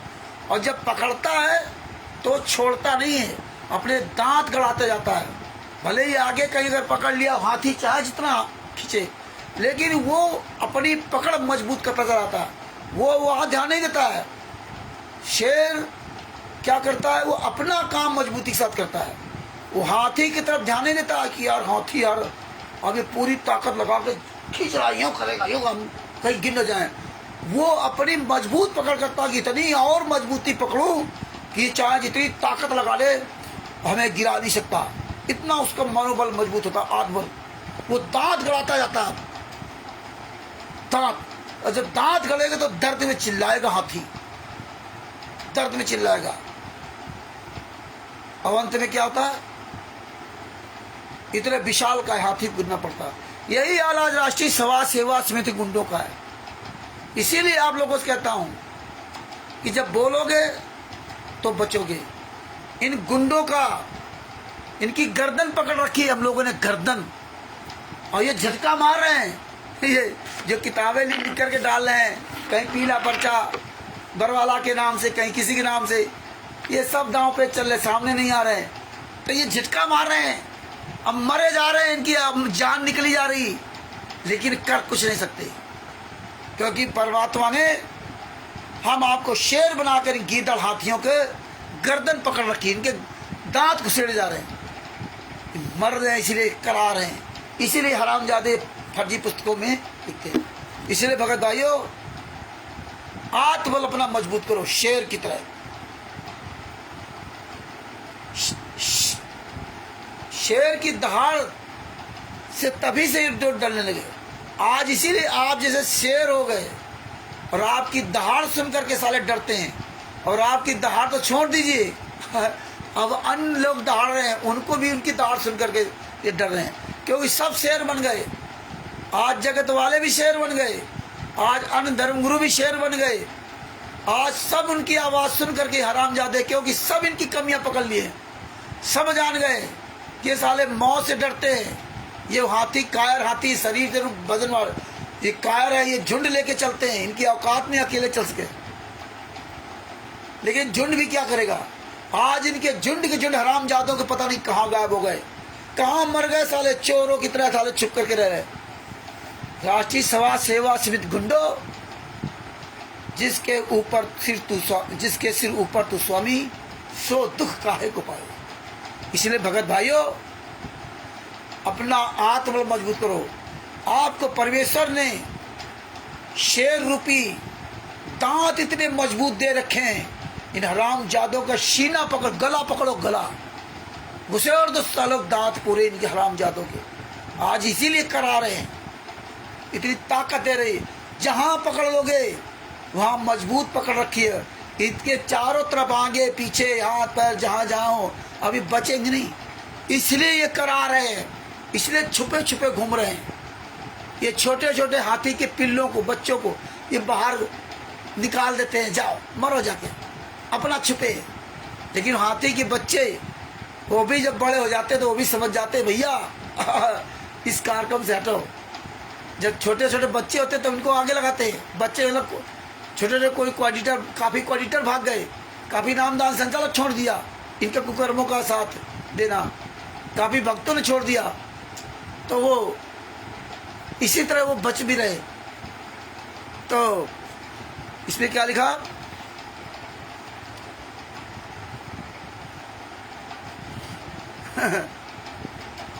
मुझे चाहे कितना कष्ट मिले, निर्दोष भी एक कष्ट मिल रहा, सत्य की जीत होगी। अब तो आप जेल से आने नहीं चाहते, अब तो संतराम पाजी महाराज जेल से आने नहीं चाहते, इसमें लिखा कष्ट हो रहा है। मुझे तो कितना कष्ट मिले, चाहे आपकी तो मौज है ना, आपका तो बेटा प्रधानमंत्री का चेला है, आपकी तो सारी मौज है, आपकी बेटी मंजू मिलने जाती है, आपका क्या कहना? परमात्मा की आत्माएं काल के जाल में से निकलें, अपना कल्याण करवा कर अपने निज घर सतलोक में चली जाएं। दास आपको महासुखी देखना चाहता है, मुझे अपने कष्ट की कोई परवाह नहीं है, परंतु जो वन में बांस उपजा है इससे डर लग रहा है। गरीबदास जी ने कहा, संगत में कुसंगत उपजे, जैसे वन में बांस, आप घिस आग लगाए, करे वन खटका नाश।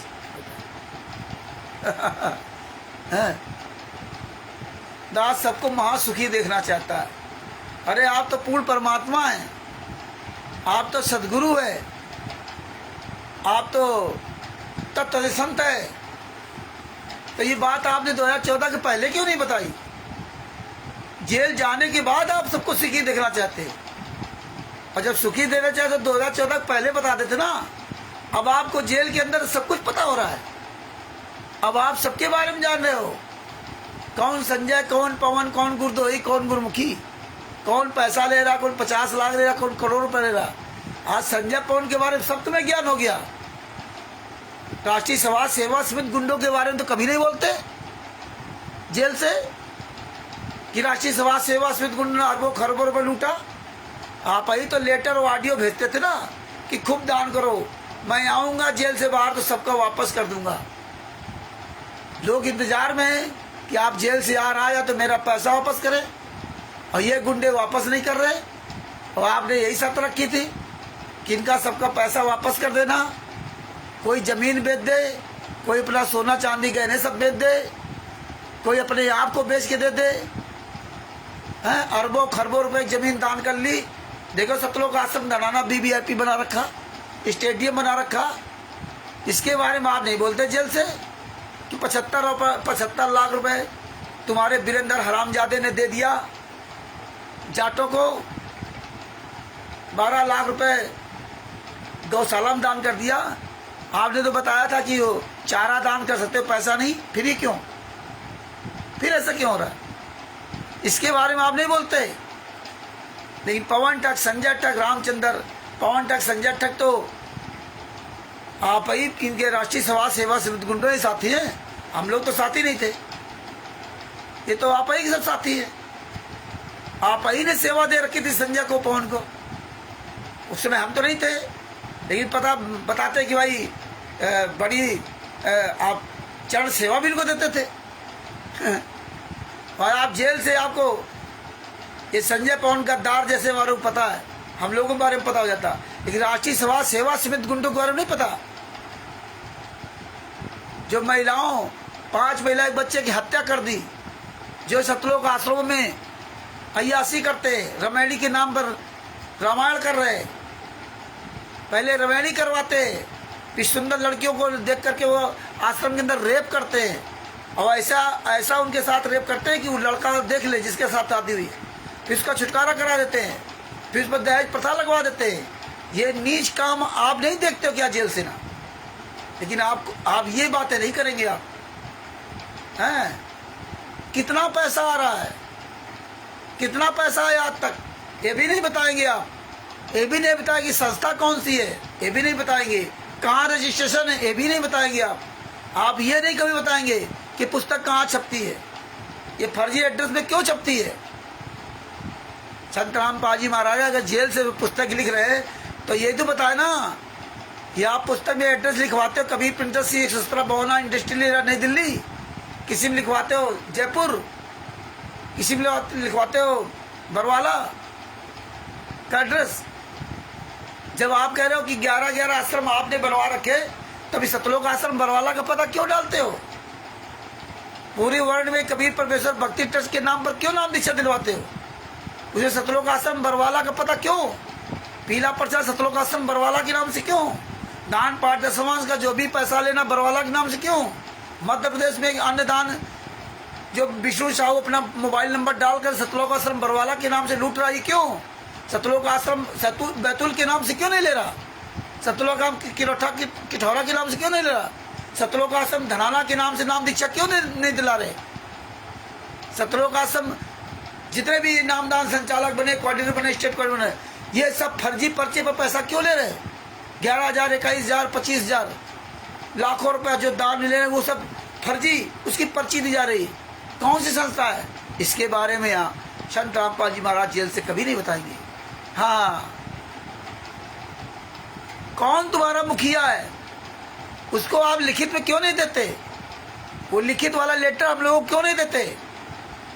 जब आप कानून जानते हैं, अध्यात्म का ज्ञान जानते हैं, तत्व संत हैं, तो आपको ये पता है ना कि हमें लिख के देना चाहिए किस किन लोगों को हमने अधिकृत किया है। वो लेटर क्यों नहीं आप भेजते? कभी जेल से आपके अंदर ये मन नहीं होता कि आप मोहर लगा करके लेटर भेज के या पुस्तक लिख दे, है ना, अपना मोहर लगा दे और इनके नाम, इनके मोबाइल नंबर, इनके पता लिख दे। एथोराइज मतलब पक्का होना चाहिए, जो कोर्ट कचहरी में काम आ सके। तो ये क्यों नहीं करते आप लोग? जितने भी सतलोक आश्रम बने हैं, इनकी हर साल जो ऑडिट करते हैं लोग, वो ऑडिट कहाँ है? इसके बारे में संत रामपाल जी महाराज का जेल से कोई भी ऑडियो वीडियो लेटर पर नहीं आएगा, नहीं आएगा। राष्ट्रीय समाज सेवा सदगुंडो, हमारी औकात नहीं सामने उसको। तो भगत भाइयों, ये डेली खुलासा होगा इसका ऐसा खुलासा होगा कि आप सोच नहीं सकते। यही खुलासा इन गुंडों के जूता चला रहा है। राष्ट्रीय समाज सेवा समिति गुंडो, तुम्हारी वो दुर्दशा होगी ना, जो ये मलिन अन्न खा रहे हो ना। भीष्म पितामह की क्या दशा हुई थी, भूल गए? द्रोणाचार्य, कृपाचार्य, इनकी कितनी दशाएं खराब हुई थी। केवल यही, वो तो पाप का अन्न खाया था, मलिन अन्न खाया था। यही तुम मलिन अन्न खा रहे हो, तुम तो गुरु के नाम से खा रहे हो। तुम्हारी क्या दशा होगी? और जो उन झूठ का सहयोग कर रहे हैं, जैसे महाभारत में जितने सेनापति अन्य लोग सहयोग कर रहे थे, सबका सत्यानाश हुआ था। उस समय तो नहीं पता था, और किसी को नहीं पता था।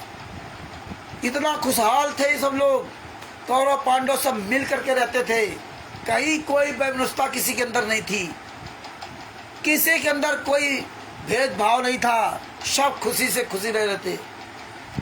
और किसी को नहीं पता था कि महाभारत होगा जो सदियों याद किया जाएगा।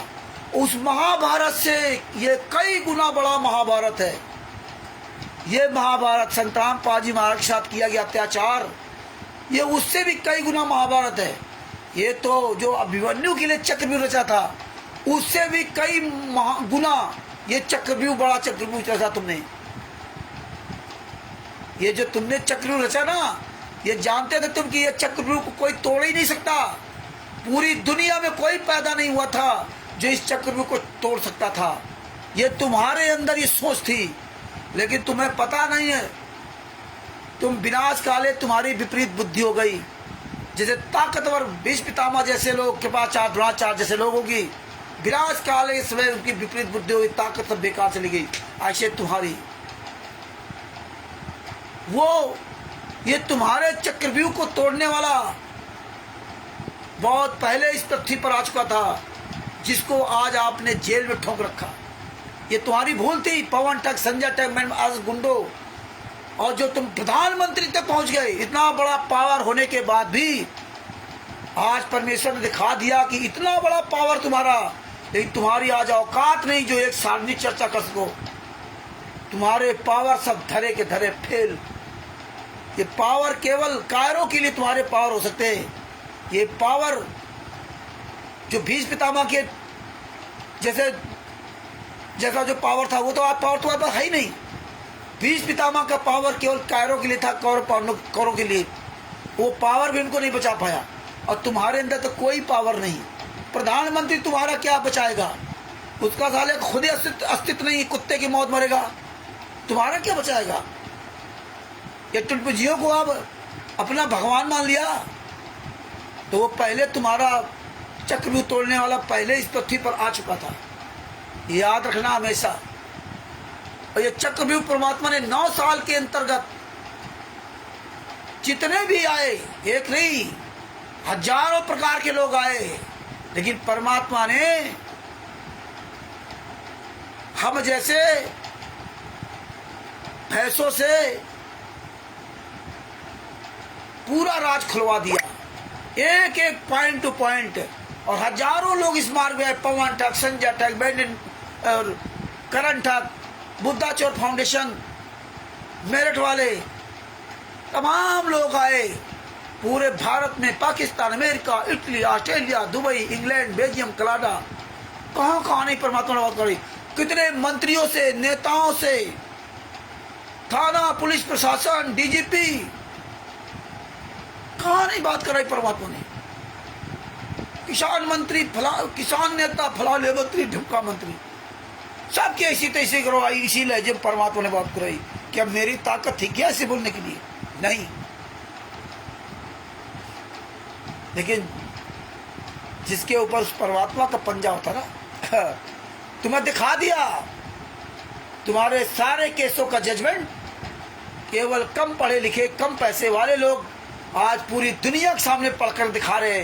संतराम पाजी महाराज के आंदोलनकारी शिष्य, जो साला तुम्हारा वकील एपी सिंह नहीं पढ़ सकता, बजरंग लाल जाट नहीं पढ़ सकता, आज संतराम पाजी महाराज का वो बच्चा जो एक छोटी सी फैक्ट्री में काम करता है, एक बिल्डिंग का काम करता है, साइकिल का पंचर बनाता है, कोई ई रिक्शा चलाता है, कोई टेम्पू चलाता है, वो आज पूरी दुनिया के सामने फाइल पढ़ के दिखा रहा है।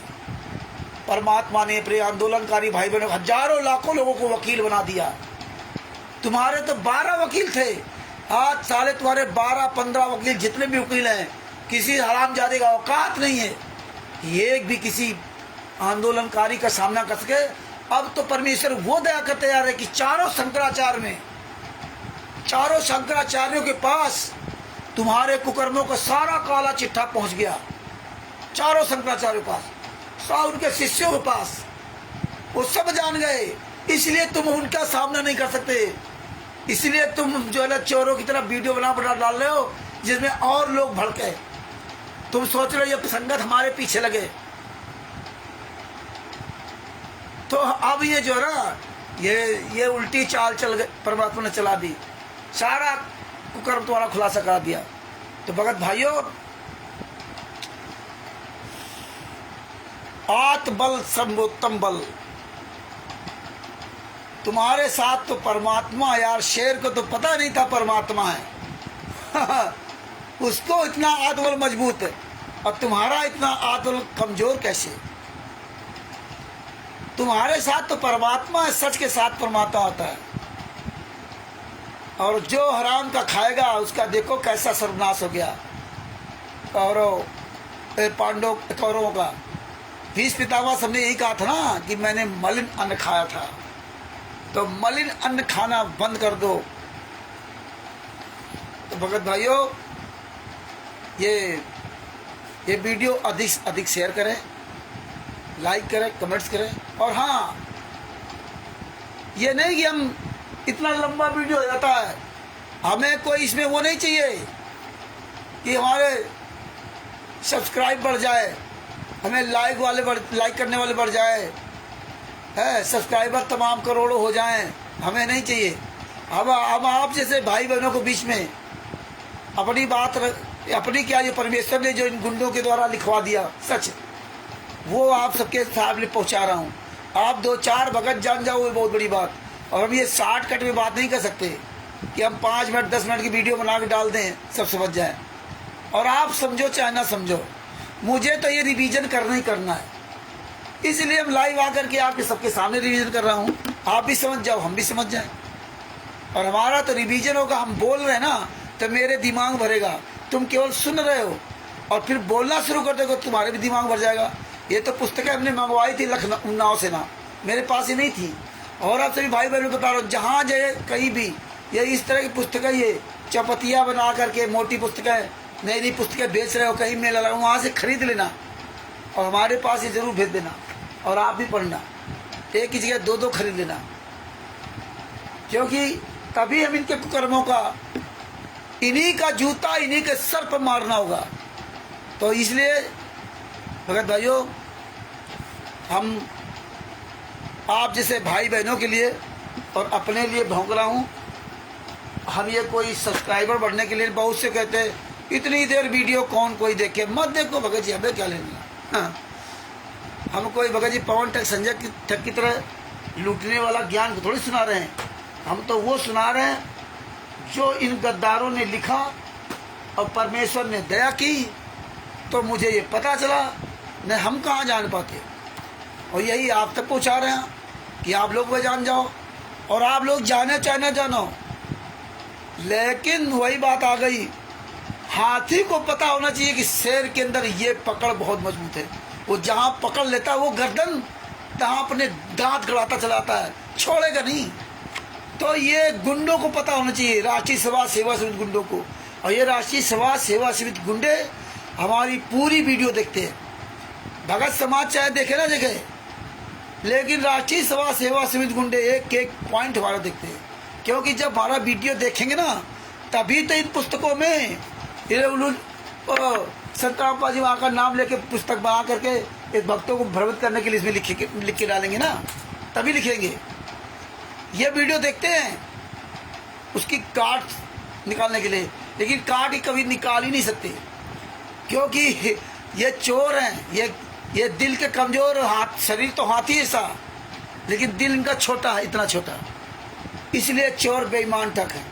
ये सामना नहीं कर सकते, हम जैसे 100 ग्राम शेर का सामना नहीं कर सकते। ये हाथ झुंड के हाथी, इसीलिए साले चोरों की तरह छुप के बात करते हैं, दूर से साले आवाज़ निकालते हैं, जैसे हाथी नहीं आवाज़ निकालता दूर से, वैसे आवाज़ निकालते हैं, और जैसे हम लोग आवाज़ बोलते हैं वैसे साले डर के भाग जाते हैं तो हम इनके लिए बोल रहे हैं। ये हरामजादे जानते हैं कि रामचंद्र को एक एक बात पता है, रामचंद्र को एक एक पॉइंट पता है, और जब पता है तो ये पूरी दुनिया में फैलाएगा, और इसलिए पूरी दुनिया जान जाएगी, तो यही पुस्तकें इनके गले की हड्डी बन जाएंगी, यही पुस्तकें। और भगत समाज भी सावधान होगा। इसलिए भगत भाइयों, ये ज्ञान अमृत षड्यंत्र का विष नामक पुस्तक, तो इस षड्यंत्र का विषय है, एक भी साला जिंदा नहीं रहेगा इस विष को पी करके। जितने राष्ट्रीय समाज सेवा से गुंडो, तुम्हें सबको मरना पड़ेगा। ये पुस्तक तुम्हें जो है ना तुम्हारा आखिरी करके दम लेगी, या तो सुधर जाओ, हालांकि अब वो मौका तुम्हें नहीं मिलेगा, क्योंकि इतना तुमने पाप कर्म कर लिया है कि तुम माफ़ी मांगने से भी तुम्हारी माफ़ी नहीं होनी है। सारे रिकॉर्ड ध्वस्त कर दिए तुमने। तो इसलिए भगत भाई इस पुस्तक को अधिक से शेयर करो और खूब पढ़ो, समझो। परमात्मा की बहुत बड़ी दया है, खूब शेयर करो, इसको कमेंट्स करो, अपने मोबाइल नंबर लिखो। दास का मोबाइल नंबर 9140 62 26 68। ये भगत भाइयों आज ये पेज नंबर 8 तक का बताया, इसको रोज ध्यान से सुनो। हम अभी भी इसमें शॉर्टकट बता रहा हूँ। अरे इतना खुलासा परमेश्वर इसमें कराया है, ये गुंडों को जहाँ बचने की रास्ता नहीं मिलेगी। इस पुस्तक, ये पुस्तक इनकी सालों की जिंदगी बर्बाद कर देगी। ये हरामजादे ये मुंह दिखाने काबिल नहीं बचेंगे इस पुस्तक। जितनी पुस्तकें डरो भगवान से हैं, और ये सब जो ना हैं धरती को स्वर्ग बनाना, जितनी पुस्तकें ये सब इनके गले की हड्डियां हैं। ये तो जानते थे कोई जान ही नहीं पाएगा, इसलिए तो कर्म करते रहे। आओ हरामजादो तुम लिखो पुस्तक, परमेश्वर तो हम लोगों दया करने बैठे हैं। तो 11 नंबर शरण का 20 नाम पुस्तक आते से प्रचार करो। आप सब लोग इसको पढ़ो, रोज 5 मिनट का कम से कम वीडियो डालें आप, और अपने परमेश्वर की एक नेक आत्मा बने। साहेब सभी भाई बहन मिलकर के अपने सदगुरुदेव जी संत रामपाल जी महाराज की जय बोलते हैं। बंदी छोड़ सतगुरु संत रामपाल जी महाराज की जय हो। परमात्मा की प्यारी आत्माओं को कानपुर श्री रामचंद्र दास के साहिब जय हो। बंदी छोड़ जितने भी परमात्मा प्यारी आत्माएं जुड़े हैं उनको कानपुर श्री रामचंद्र दास के साहिब जय हो। बंदी छोड़ सतगुरु संत रामपाल जी महाराज की जय हो। ये भगत भाइयों 11 नंबर शरण का 20 नाम पुस्तक बिहार के सीनियर एडवोकेट सरभूषण जी से पुस्तक मंगवाई है। उनका मोबाइल नंबर है 99 31 65 20 93। भगत भाइयों कोई भी पुस्तक आपसे किसी भगत को फ़ोन करता है पुस्तक के लिए, तो आप बिहार से सीनियर एडवोकेट सरभूषण जी का उनको नंबर दीजिए। वो सरभूषण जी से बात करेंगे, उनको बताइए कि सरभूषण जी ने पुस्तक लिखी है और आप उनसे पुस्तक मंगवा सकते हैं।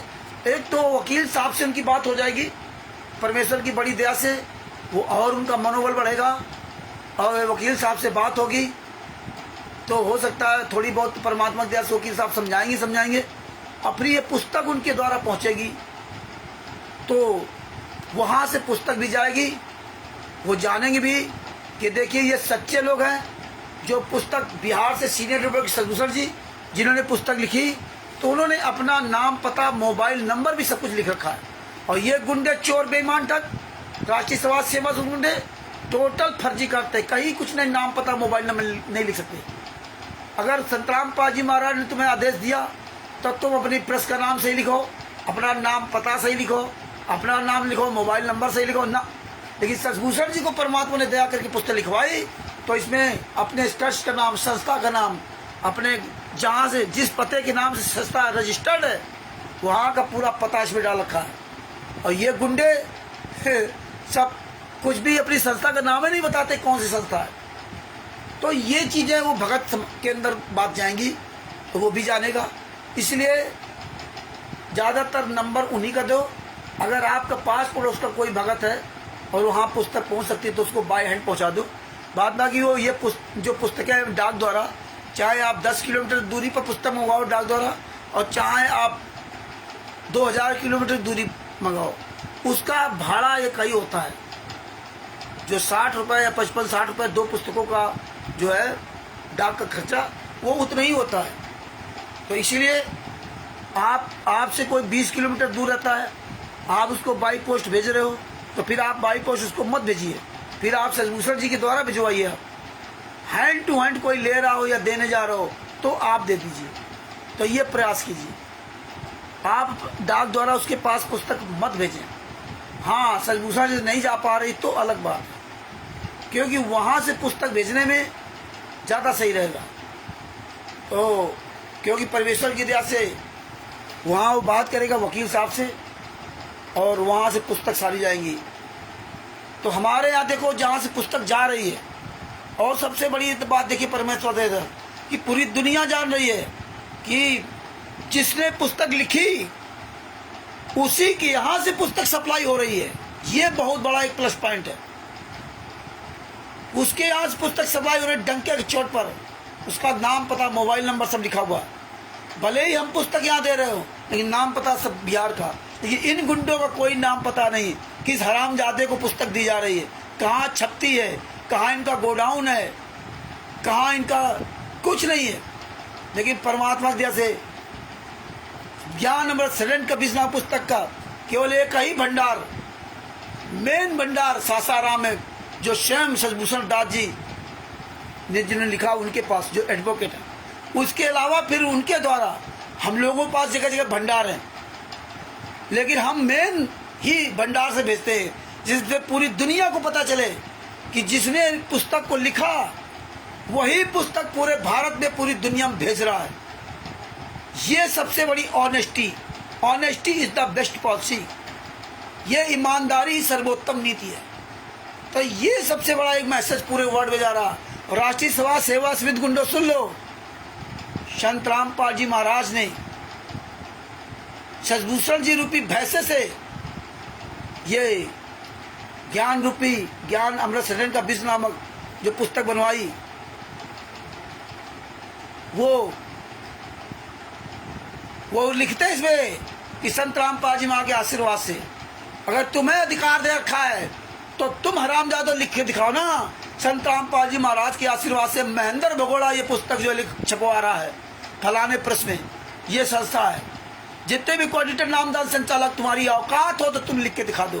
तुम्हारी औकात तो इतनी नहीं कि आप नाम नीचा फार्म पे अपना सही पता लिख दो। तुम टोटल झूठे, बेईमान, मक्कार, गद्दार खुलासा हो गया।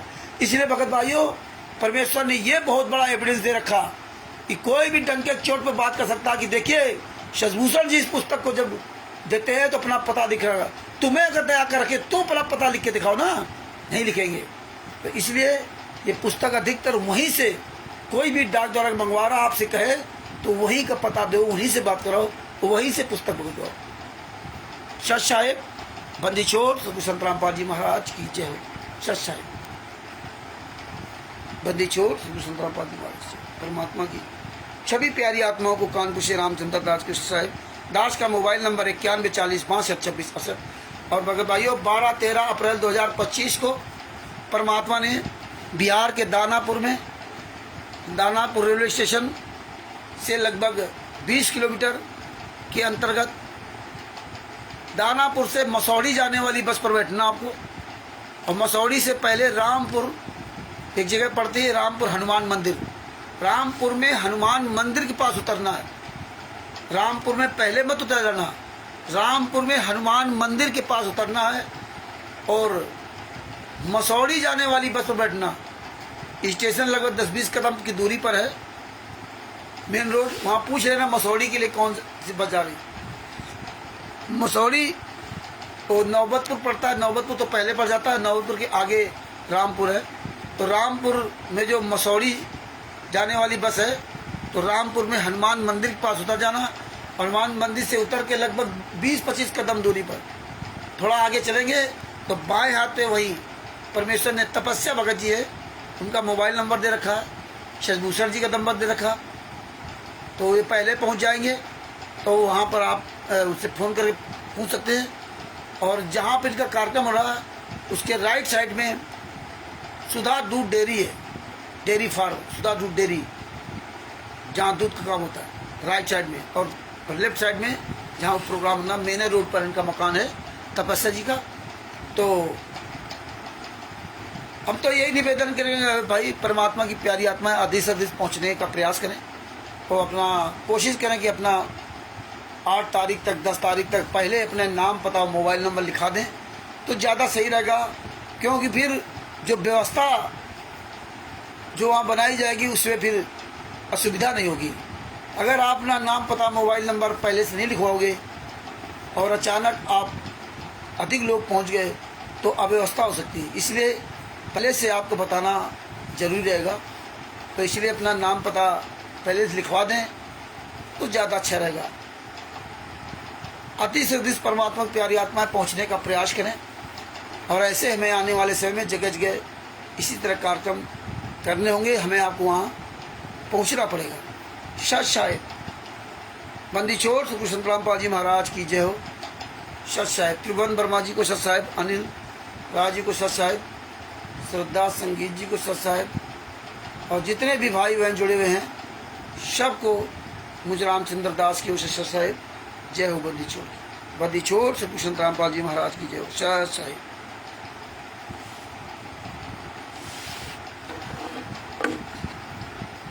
Slow connection.